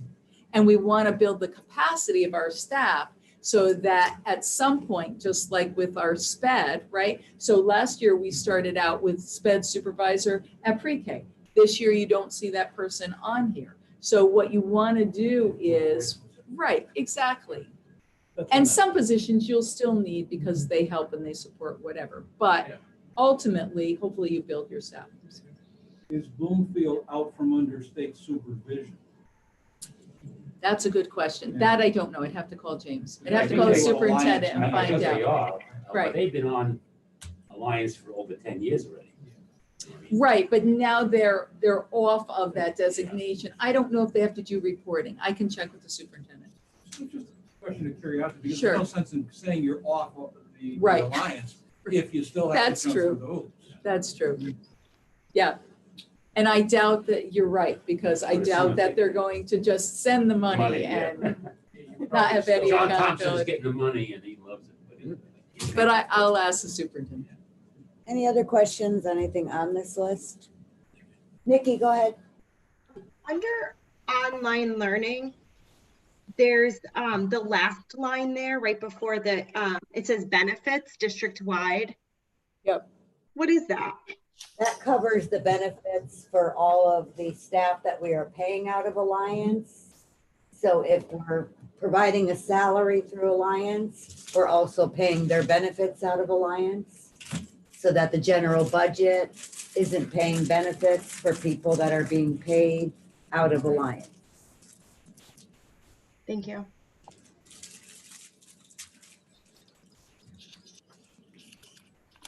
Any other questions?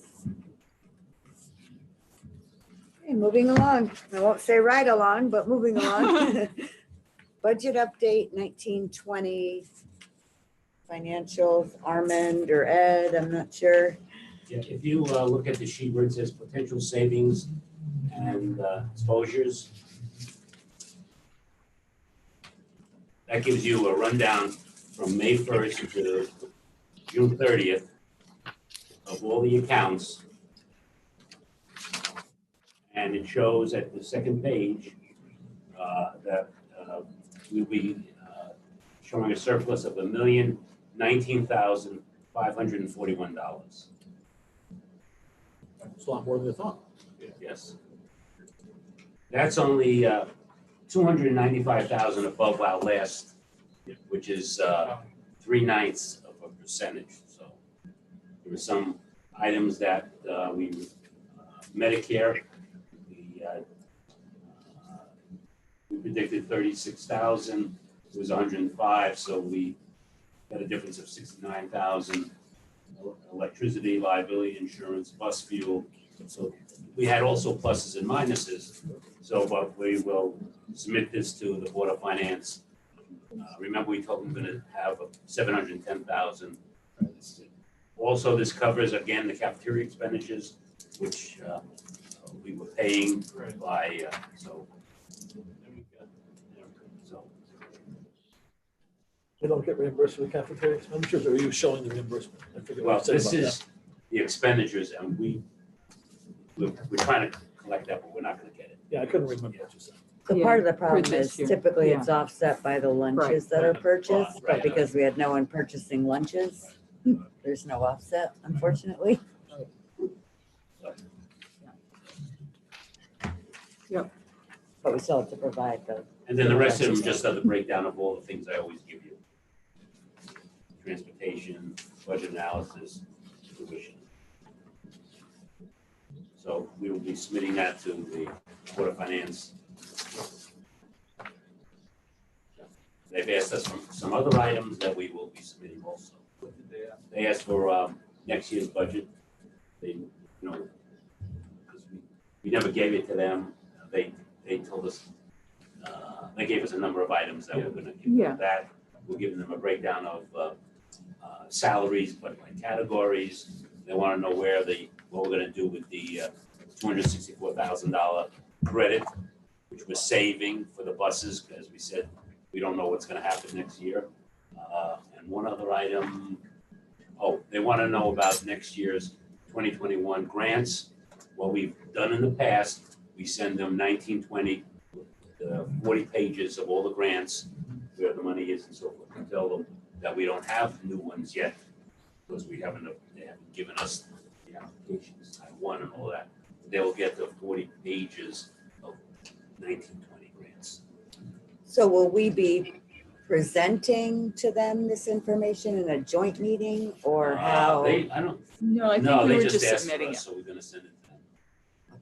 And the board has already seen everything that they requested of us.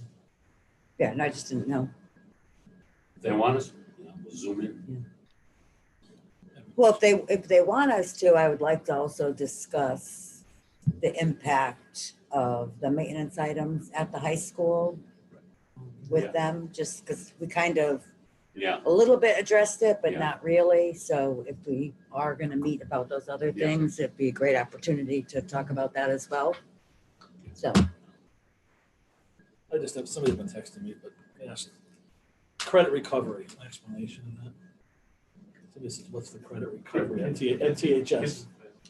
Build classes, maybe recover classes. Right, so they do online classes, so we have to make sure that we are providing that for them. So that's above and beyond the regular class that they're taking. And so traditionally it's Odysseyware/Edgenuity. And so you have to complete the whole entire course in order to get credit. An explanation of the reflection room again, that's just for a repeat of what we talked about last year. Correct? Sure, That's the right. same thing. So it's to give students an opportunity, hopefully to respond better, to respond differently, or to just have time to de-escalate and pull themselves back together and have time to talk with someone who's in that room and That was part of the get their state, day back on track. part of the program that was put together with the high school woman from the state or the state consulting group. Is that what that was? Last year? Lauren, No, Lauren no, has been that's- working Oh, on. that's what, okay. It's kind of Right, give because, kids a place to. yeah, it just, You know, you need to cool off. right, And So when I- that it doesn't take away from your learning time. no, yeah, it's just a little because we something want them to go back to class. It's just a reset. On the budget, one more thing, I'm sorry. Because we're going to referendum, we have three options, and when will we start showing to the city the worst case of the cost of repairs at the high school? I mean, if we don't get the referendum in November, we're faced with roughly $80 million. I think it's 80 or 90 million. 118. plus 100. Yeah. 180 million. Yeah. Right, so would we start reflecting that in next year's We're gonna budget? talk that on, when we get to. When we get to Building building, Oh, I think okay. that's on the Yeah. next page. We're almost All there. right. You mentioned the Board of Finance. So I does just wanted to anyone give have you- questions on the monthly financials before we move on? I have one quick one. I got a text about it. Ed, on page 2 of the performance report, line 5250, we're at 418% for tuition reimbursement. Right, that's tuition reimbursement to staff members. Okay, gotcha. It's, we're gonna have to, and we don't get that information until the end of the year when they submit. Next year, the year after, you'll see moving up higher. The budget will change because the last 2 years was overspent. Did we budget higher for next year? Yeah. I don't have that figure in front of me. I'll let you know. Okay, I can look it up too. I just don't have it in front of me either. Thanks, Ed. Any other questions? Copy your bids. Okay. Mrs. Armand and Ed. We did a trifecta tonight. Just 1 second. Okay, what I try to give you, I gave you the first 2 pages, which is the bid analysis. And then I just wanted to show you what we went through because we did ask a number of questions on the RFQ and the RFP. So we had 5 responses. We really had 7 responses. 2 firms we did not elect to put on the RFP. They didn't meet all of the RFQ questions. So here is the bids. You can see Prism. Their equipment is Toshiba. You can see the monthly. Hold on a second. I'm sorry. Stop at Toshiba because I remember our last discussion, you said you were gonna look into the Toshiba equipment. Yes. You were, so can you kind of give us? Yep, I contacted 6 school systems. The first one was Farmington, which doesn't have Prism, but they have Toshiba for the last 7 years. They're happy. West Haven has had Toshiba for 10 years, and the University of New Haven has had Toshiba for 20 years. They're all happy with that? Happy, yeah. Because you said you were. I familiar with never the used equipment. Toshiba, right, correct, thank you. So Prism is Toshiba, you can see the monthly payment. What I did was, that's the black and white copies, and the color copies we do each year roughly that we've done. So I use that same figure for each, Okay. okay? The next one is Genco, who has our present equipment, but with Xerox. They have Toshiba. And then the last three, ACT Group had Ricoh, you can see their price. Coda wanted Canon, their price. And CBS wanted Xerox, their price. So. Are these new or reconditioned? No. Yeah, thank God. Also, we got I That's the spoke to problem. Prism. You're right. I have two letters, one from Prism and one from, Prism. From Toshiba, that if we're not happy with a particular piece of equipment, they will upgrade it and so forth. Also, Upgrade it at no charge? correct, correct. I have that in writing. Prism will get rid of we want to get rid of all of our Xerox. They will get rid of us and give us a credit for that. Good. Which is approximately $13,000. Janko said their credit is in the monthly payment.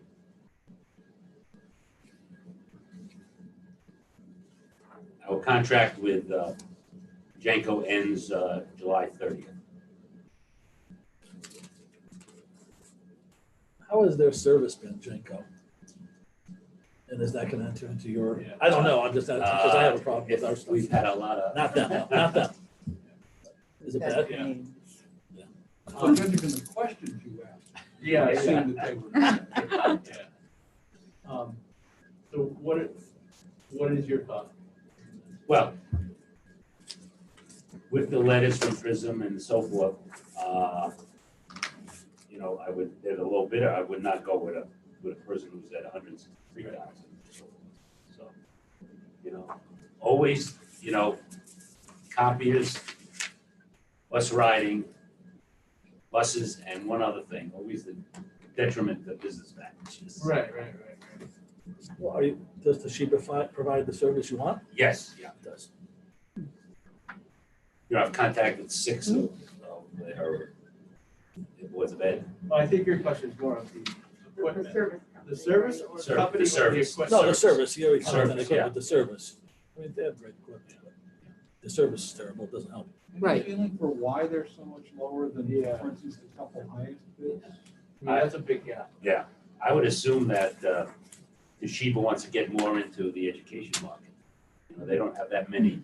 They may have, I contacted 6 or 8 districts, one university. Prism does not do Farmington, but they do Toshiba equipment in there. Okay. Did you talk to anyone that has Prism? Oh, yes, oh, yeah. And what did they say? So, West Haven has them, and also University of New Haven has them. And they're happy with Prism? Yeah. That's 45 miles away. Yeah, but they have. Some of your questions. Yeah. I wanted to give you the questions because, I think we just pull stuff from, which we do, but it's always, how can I put it? It's always a gamble. You never, you know what I mean? With a piece of equipment, with, What's the contract? 4 years. 4 years. If we don't like. Anything's better than what we have. Yes, oh my God. You can't say it, but I can. If they're for real, that's a good price. Yeah. Yeah, it's a very good price. That's Again, we're gonna put them on their toes. Yeah. The owner met with me and the head honcho met with me, so they want the business and say, hey, give me the letters and. One more question. Will this make Jason happy? Will this satisfy Jason? I'm kidding, Jason. Well, I'm serious. I mean, hopefully. Well, I think. I shouldn't say that. Make all of us happy. Yes. We've been, So the staff will be happy. Yes. Yeah. Should be. What's the cost comparatively to what we pay now? We're paying $150,000 right now. Oh, okay, so it's significantly less. Yeah. Yeah, and on any given day, they're all good. Yeah. Awful. It does make sense. Technology is still cheaper today than it was 5 years ago, 4 years ago. That was 4 4 years ago. And that was, when you, Xerox got to be, I shouldn't say, careful, because it's really a reconditioned piece of equipment. Xerox is. Right.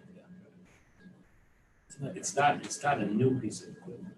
So the stuff is 5 years old, but they're saying it's reconditioned. Right. We want a new piece. Right, that's why I And asked. I do have a question on the equipment. Is it, will the copiers be able to do like all the, like email right from the, I mean, be able to, There's a number of them will be. teachers be able, I mean. Also, send we're it gonna from have, their probably computers? have codes, so we hear that get at in, the tables there. people can use those 30-time copies. Okay. Everything we have now, we're gonna have plus next time.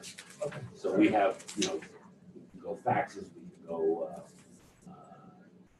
to computer. Molly and Nikki. Molly, I don't know where you are, but do you have a question? I do. Yeah. So I'm trying to understand what I'm looking at here. When it says the black and white copies and color copies, is that what they're estimating we're going to use and what we get charged for each copy? Right, that's our estimate that we've had for the last, not 1920, but 18, 19, so forth. That's what we used. So I used that as a standard. This year, we didn't have 11 million copies because we didn't use it for 3 months. The copies were very lax. There's a lot less, yeah. But we only get charged for the number of copies that we make. Do you think now that we're going one-on-one with devices and like Sue said before, everything is going to be predominantly digital, that we'll be using less copies? Yes, Right, yes. that's, yeah, But I have to come with a standard point of where everybody's gonna come that's there. the hope. I'd just like to make the observation that the Board of Ed tried going to total electronic Digital. transmission. Yeah, I don't find myself And using less we either. are surrounded by more. Would you like a laptop? Nikki, did you have a question? Nikki? Yeah, I think I heard you say that we currently have number 2, Jinko with Toshiba. No, we have number 2 with Jenko and Xerox. Okay. That was gonna be my question, if everyone dislikes them that much. Okay, That's and then why I would assume that they bid Toshiba. Armand asked this, but I couldn't really hear what you had said, but these copiers have the ability to do email, send off to emails and things like that. And then did you say something about like a code? A code for, so everybody can't go up there and use it all the time. They would have a code. Identification. Identification, Yeah. thank you. Like a password for each person. Ellie has an answer. Molly, go ahead. You get really excited when we talk about Oh, I Yeah, I guess to be on screen. So we're gonna do something really fun. We're gonna have a single print queue because everybody is so happy. They look at the 50 long list of printers to choose from. So the way it's gonna be is they just print to one printer. It'll say TPS, and then they go up to any copier, put in that code, and it'll print their items only. So it won't happen that somebody walks up to the copiers and okay, there's a stack of papers. All right, up in the garbage it goes. So there's so much waste. And then at the same time, let's say we have a copier that's currently not working. At the end, it gets fixed and it spits out a couple hundred pages. So we'll see a significant amount of copy savings just by going with the secure print with a single printer district-wide. Great. I love the passion. Any other questions?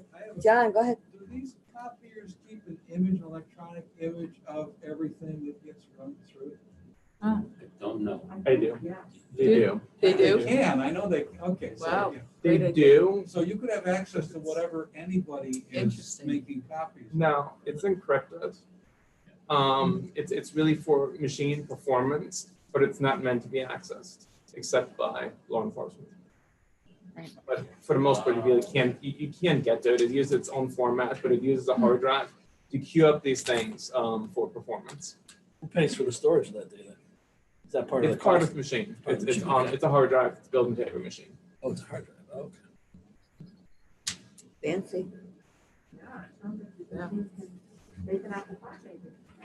No, at 4 o'clock, it drinks a drink, just so you know.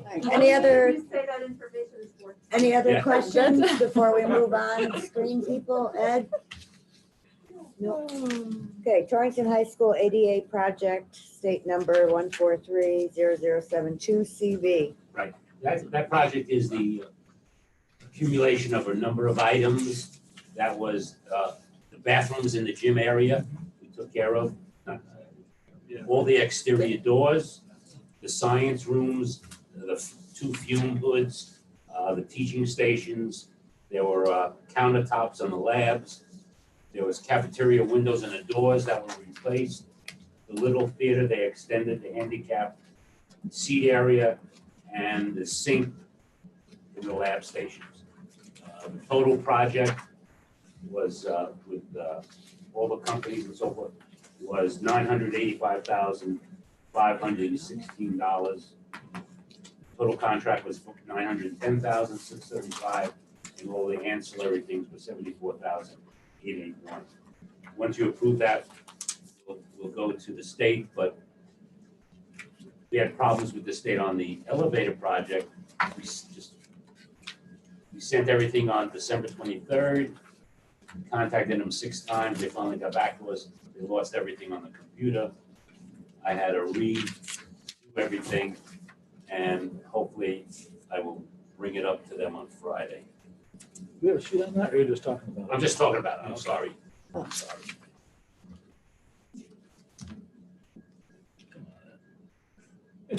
Any questions? So this is just closing out the project. Yeah, So we just can send closing it it. in. Everybody's looking, that's, I'm sorry. I was doing the same thing. That's okay. I'm sorry. Last month or? No.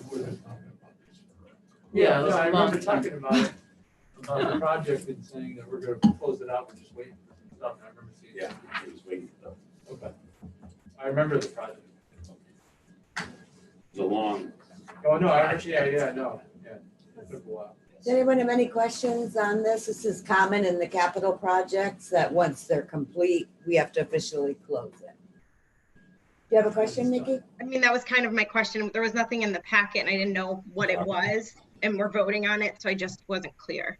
Yeah, so as the money expends out, so this was just all the ADA compliance work at the high school. You can't close the project till we've paid all the invoices. So it's completely done now, so we're closing it. So the project's already been approved, we're just closing it. Right, we're just done with it. It's done. We won't talk about it again, ever. Okay. Any other questions? Okay, moving on to secondary renovation project building marketing. What I'm gonna ask, because of time, that we do an overview of the roles and responsibilities of the committees, the timeline, but move the discussion on this to next Wednesday. Just so that people can kind of digest it, and then we can talk more about it next week. But if you, I don't know. Yeah, everybody should have the roles and responsibilities of the committee and the building committee and the Board of Ed. That's in the packet. It's in your packet. This is just things that the state has done for years, sending it out. So, Now, the mailer that's referenced in this timeline, is that our mailer or the city mailer? that's your mailer. We're working with the city with John Draper. They need to see this one, Ally. Yeah. We're working with the city. The city came out with a 2-page flyer when they did the renovation of City Hall. So we are gonna take that flyer and just put it towards the high school and middle school. So it's nondescript, it had the pictures of the City Hall on it, from why you want it and so forth. It had one thing about how much was the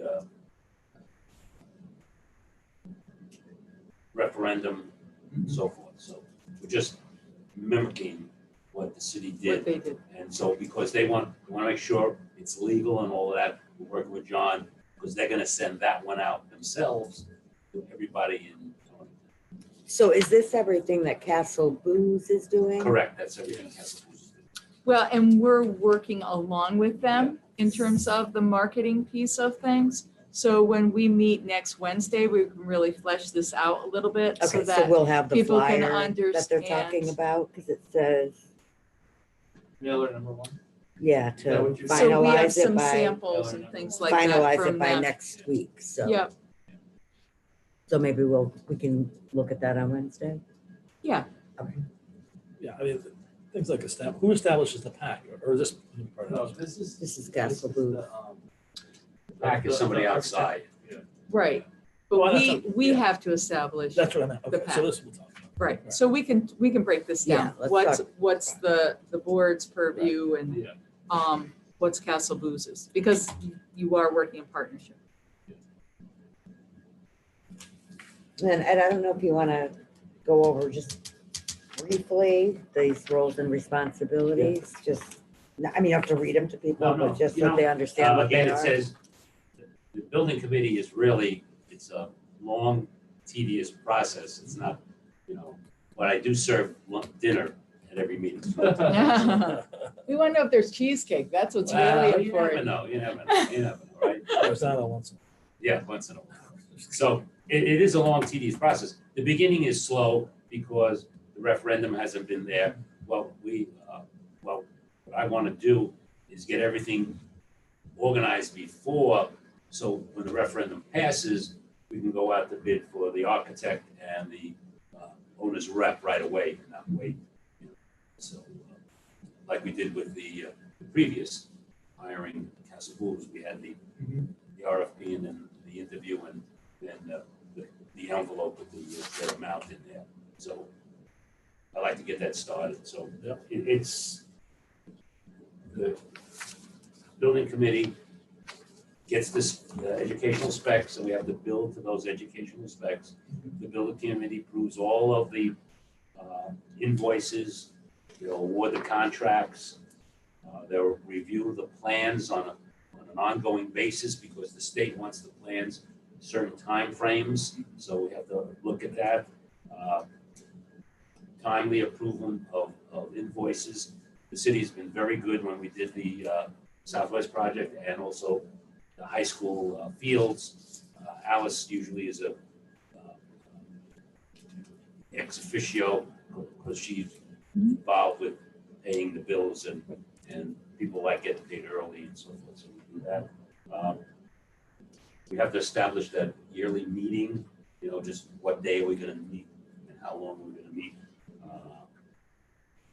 Again, they don't want it too large, they want it between 7 and 11. That's what the recommendation is in here. And we want people who will show up every time. Yeah. Then the board approves, they did the educational specs, they approved the construction project already. They will also approve the plans that we go through every time. Board of Ed also has to approve the plans as we do it.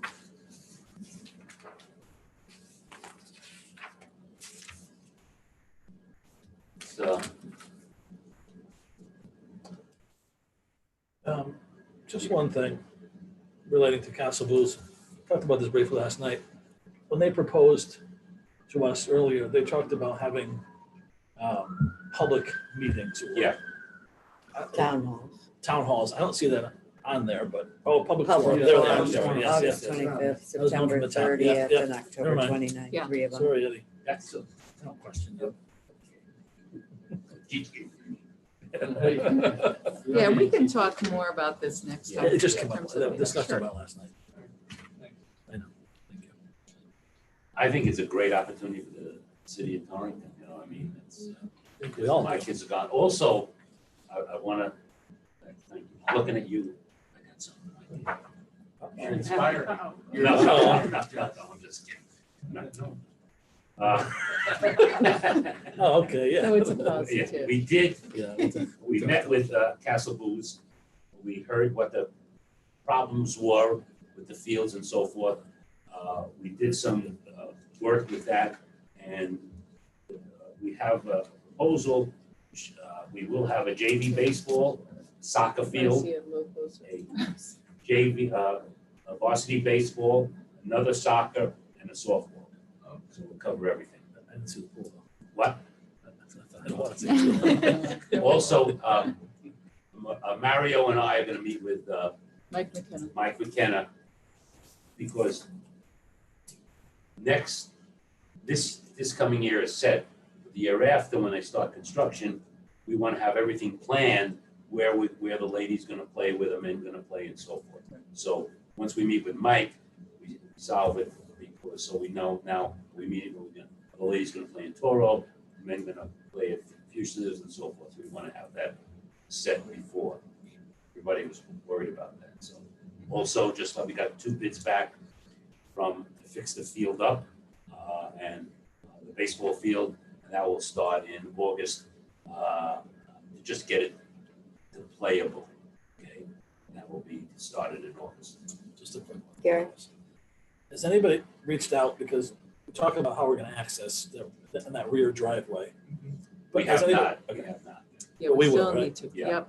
Remember when we did the field, everybody came in through the back construction thing. So we haven't spoken to anybody yet. I'm just wondering why we wouldn't be able to use it. I mean, when I was in school, we used it all the time. Yeah. It was always open. I don't remember why they closed it, other than maybe security, but.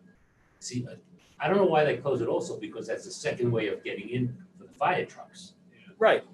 You know, They closed it because of the housing in the back. It was too much traffic. So we'd have to talk with Torrington PD and just traffic officer and figure it out. Just ask. Yeah. Investigate. But we're listening to everybody, you know what I mean? That's, you know. Yeah. Oh, I know, it was a good turnaround in terms of fixing it. It'll be a great project. So next week, we'll spend more time talking about building committee, marketing committee, and timeline. Yep. Yep. But if there's something that they need, like the mailer that needs to be finalized by next week, if they can, if we can see a copy of it Right. before next Wednesday, that would be great. Yeah. Wait for next Wednesday, so we have time to give input. Yeah, and these are rough estimates. If we need to adapt these a little bit, that's Okay. fine. Okay. And then will we be able to view the website draft? Just if you could get that for next week. It says here. It says They're project working on it. website draft I'll July, I'll so find out tomorrow. see, to see Yeah. if we can get a poke around to look at it. When this was developed, it was before we knew the reopening Yeah. plan. Yeah. Yeah. No, completely understand. So, yeah. Does anyone on the screen have a question? Just if we can get copies of what you guys, the timeline that was just on there, as well as the draft model that you were looking at. I don't think any of that was in our packet. Yeah, we didn't have any draft model. Ed just had something that he was sharing. So there really is no model. He was speaking about a model that we can bring. We can bring some samples next time. And then certainly we can get you a copy of the timelines, right? Timeline for the project, and then the timeline for the marketing piece. And we'll have that ready for you for next week. We can also give them the model of what the city did for their bond? the City Hall. Yeah. City Hall. City Hall. Yeah, we can get that. We have it. Any other questions? No?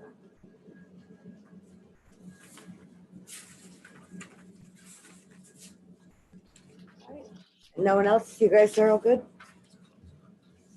All right. 2020-21 school calendar proposal. Okay, so we were bringing the calendar back and we were proposing a calendar, and then yesterday, I believe it was yesterday at 11:38, they said that WFSB had breaking news that we were moving to 177 days.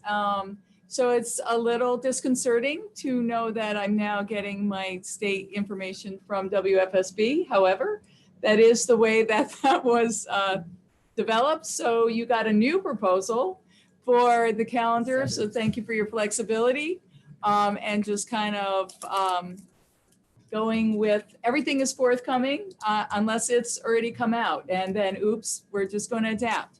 So what you have before you is somewhat similar to what we presented before. Our new teacher orientation on the 25th and 26th, and then staff convocation on the 27th, and some PD time. So 27th, 28th, 31st would be professional development, and then the 1st as well. So the 3 days that the state has now said it's important to have professional development, we added to the 2nd, 3rd, and 4th. And the professional development that the state is requiring is going to center around health practices, social emotional, so that we are preparing our student and staff to address those needs and to get them support for whatever needs they have, as well as making sure we are providing professional development for the new learning models that will be essential in terms of meeting the different phases: in-person, distance learning, the hybrid, as well as the 100% distance learning. So there's a lot of professional development that needs to be done.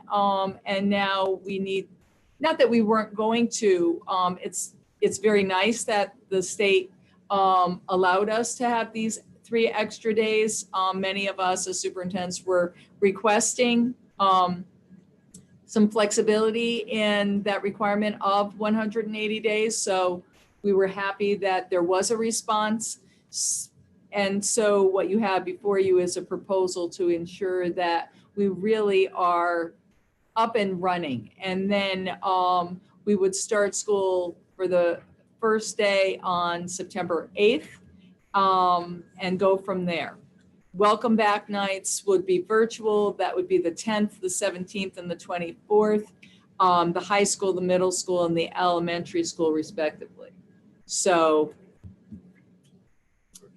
then we would have another professional development day in November and one in February. So this calendar at the very, in June, has the last day of school if there are no cancellations. I know we talked about snow days before. The important part of the snow days, and just to make it clear, if we are on distance learning anyway, it makes sense to keep working and doing those school days and not stop for a snow day and then extend the year. So we can adopt the calendar with those 2 different pieces, hoping that we have a relatively normal school year, or we can keep the no cancellations in there with the last day as the 14th. That piece, I don't think, certainly the board has to weigh in on those pieces. Right now, the most important part is those professional development days. So really, this is what was presented before. The only difference is in the beginning of the year. Right. Yep. Exactly. And a clarification of snow versus no snow, or, and then as we go on, distance versus no distance. Right. Those kinds of things. So we tried to opt for all circumstances. I would like to agree that, suggest that we go with no snow if we're doing all distance learning, but with snow if we're not. That's my suggestion. My vote. Well, I know, but we have to adopt either two options or the no. Sure, or you could I leave know. it, you So can we're leave going- that part in here so that you're covered either Yeah. way. Oh, I thought you were That's asking. what I- That's, okay, however you Yeah. have to do that. You're correct. covered. Well, because it might not be a matter No of worries. snow days. You might have widespread power outages or something. Correct. where Sure. You can't reasonably Yes. expect kids to do Yeah, I their don't think online so. work at home. Right. without power, you know? Sure, All right. So that gives you flexibility. yeah, and I kind thought you of, wanted a specific. Yeah. no, it more focused on the PD days, Yeah. but I understood. Nikki? I know you like snowmen, building snowmen. Nikki, go ahead. My only question, and this is probably for Sue Ferguson, is should all the PD days or most of the PD days be put in the beginning of the year, or would it be better off spreading some later in the year after you get to school, you see how things are operating? I don't know. So we're able to do both, right? So we still will have one in November and another one in February as sort of checkpoints. We also have an additional 18 hours, actually 24 hours of PD available to us throughout the course of the year. And those 18 of those hours are that early release Thursday once a month. So we still have opportunities for PD and, professional learning time, teacher collaboration. It's really critical that we front load as much professional learning in August as we possibly can this year, just so that we can Right.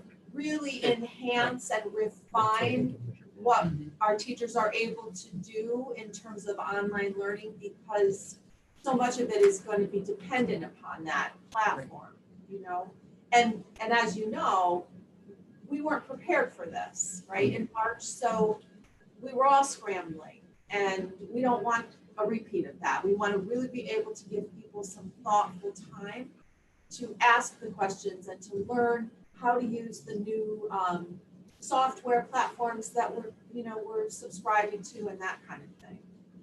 And just the 3 days before the start of school is required days. That's why they reduced the number of student days. Right. So that all districts will put that 3 days in before the start of school. Right, and none of those days, so the state required days are all about COVID response.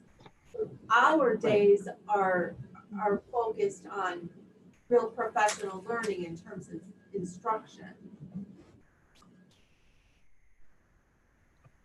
Okay, thanks. Yeah. Oh, go ahead, Armin, sorry. Yeah, and I also think that front loading them is better because you don't know what the year is gonna look like. You don't know if schedule one in January or something, if we're even gonna be in the building at that time, we don't know, so. Yeah, The more we it's can like- get out in front of it, our most likely chance of being consistent is the beginning of the year in the buildings, I think. Yeah. That's my personal opinion. The rest of the year is kind of Right. up in the air. Yeah. I like the idea. As a teacher. Any other questions? More questions?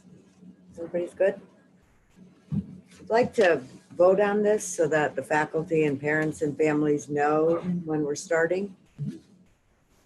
Okay. Action items. You can just state your name before you make the motion or second the motion. Thank you. I'd like to entertain a motion to authorize the superintendent to forward the Alliance proposal to the Alliance people at the state. Gary, so moved. Ed, second. All those in favor? Aye. Aye. Unanimous? Entertain a motion to approve the monthly financials. So move, Darvin. Second, Molly. All those in favor? Aye. Unanimous? Entertain a motion to award the copier contract to the vendor. Prism. Yeah, Bruce. So moved, Gary. Second, Armin. All those in favor? Aye. Unanimous? Entertain a motion that the Board of Education approves to close the Torrington High School ADA project state number 143-0072 as complete. So move Darman. Second, Gary. All those in favor? Aye. Unanimous? We're going to remove item E till next week. That is a different one, sorry. This is more extensive. Yep.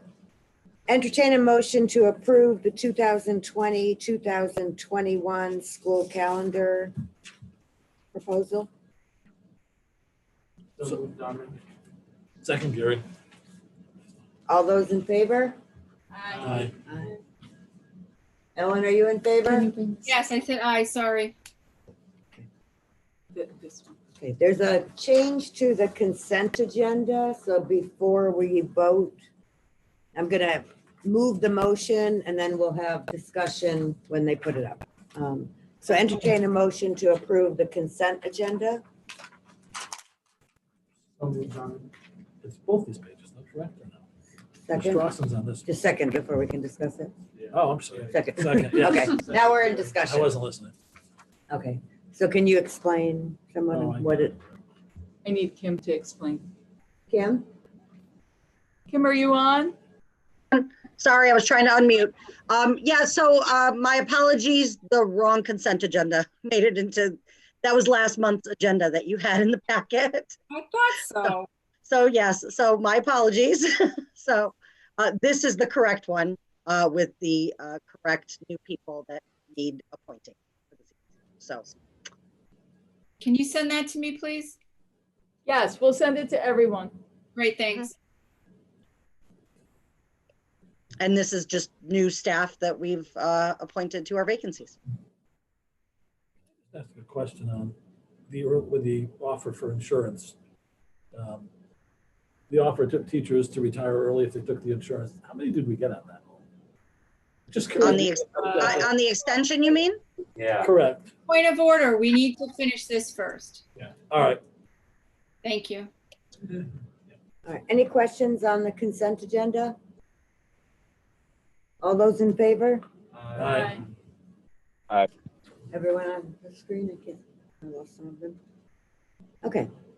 Comments to the good of the order. We'll start with you because you had your question. I think it was 6.5. Do you have any other comments thank to the you. I good of just want order? to congratulate the administration and everybody else involved for working as hard as you have. I couldn't have done it for the state, so. That's why I didn't ask you. Thank you. Yeah, I know. Thank you for the effort. We were gonna ask. Thank you. Yeah, I know. John. Summertime for people who work in education is a time to recharge. The pace is a little bit different, not necessarily slower. You have a chance to talk things out with people. You maybe come in a little bit later than you have to in the winter. You maybe can leave a little early on days you can, but you get a lot of work done because you're not putting fires out. And I think we need to recognize that this staff is not getting the summer that you really need to recharge, and just all the more appreciation. Thank you very much. Armand. Yeah, I just want to say thank you to all the staff, whether it be central office and on down that are working this summer and putting the plan together. I really liked the plan. I think it was well thought out. I can't wait to see the details. Phenomenal. Given the time we're in, there's a lot of unknowns. I think a lot of things were addressed. Thank you. Thank you. Yes. I second what everybody else said. You guys have been putting in tons of work and I feel confident that we're moving in a good direction. Thank you. Nikki. No comment. Ellen. I echo what everyone else says and what Sue discussed in the beginning of the graduation was phenomenal. A lot of work, and everyone did it so enthusiastically. It was great. And I think all the families and the kids all appreciated it also. And it wasn't as hot as being on stage, so that was a good point. Molly, No comment. Kathy. I'm good, thank you. Okay, I just have a couple. Oh, Ed, see the phone? There's too many people. Ed, I have nothing. Thank are you. you there? Okay, thank you. Okay, just a couple of things. The mascot has come up. We're going to be talking about that at a school improvement meeting in August. Still think it should have gone to policy. I'm ready. Okay, I also just wanted to talk about a little bit about graduation. I was fortunate to have a daughter graduate, as Armand had a son graduate, and able to participate in it. It was a tremendous amount of work that the high school people put in. But Allie, once again, is an unsung hero who sits behind the computer. And if you have an opportunity, watch the video, the amount of work that went into piecing all those 20-second clips together to make that movie amazing.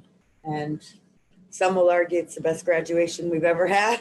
So I'll keep silent on that. But the only other thing I wanted to mention is, because people are probably wondering, and we aren't really talking about it right now, but John and I were on a call with the director of CIAC last week regarding fall sports. They have some subcommittees working on identifying the guidelines for fall sports. They anticipate those guidelines will go to our athletic directors by August 1st. And those will be guidelines that we can look at, and each district will then, in conjunction with their health departments, make a decision on if you're going to participate in sports in the fall or not. It does not look like they're going to make that decision. What they did talk about a little bit, which we'll get further into, I'm sure, as more comes out, was the possibility of limiting who you can play to towns that are surrounding you. But more of that will come out when the guidance comes out. So it's short-sighted for us to start to talk about that in our part of our reopening, because in the absence of the guidance, we don't know what to even plan for. So once that comes out, more to come on fall sports. So don't expect that next week. But No, they are not yet. conditioning and following all the Yes, they are. guidelines in preparation in case there's a season. So Yep. that's it. Motion to adjourn.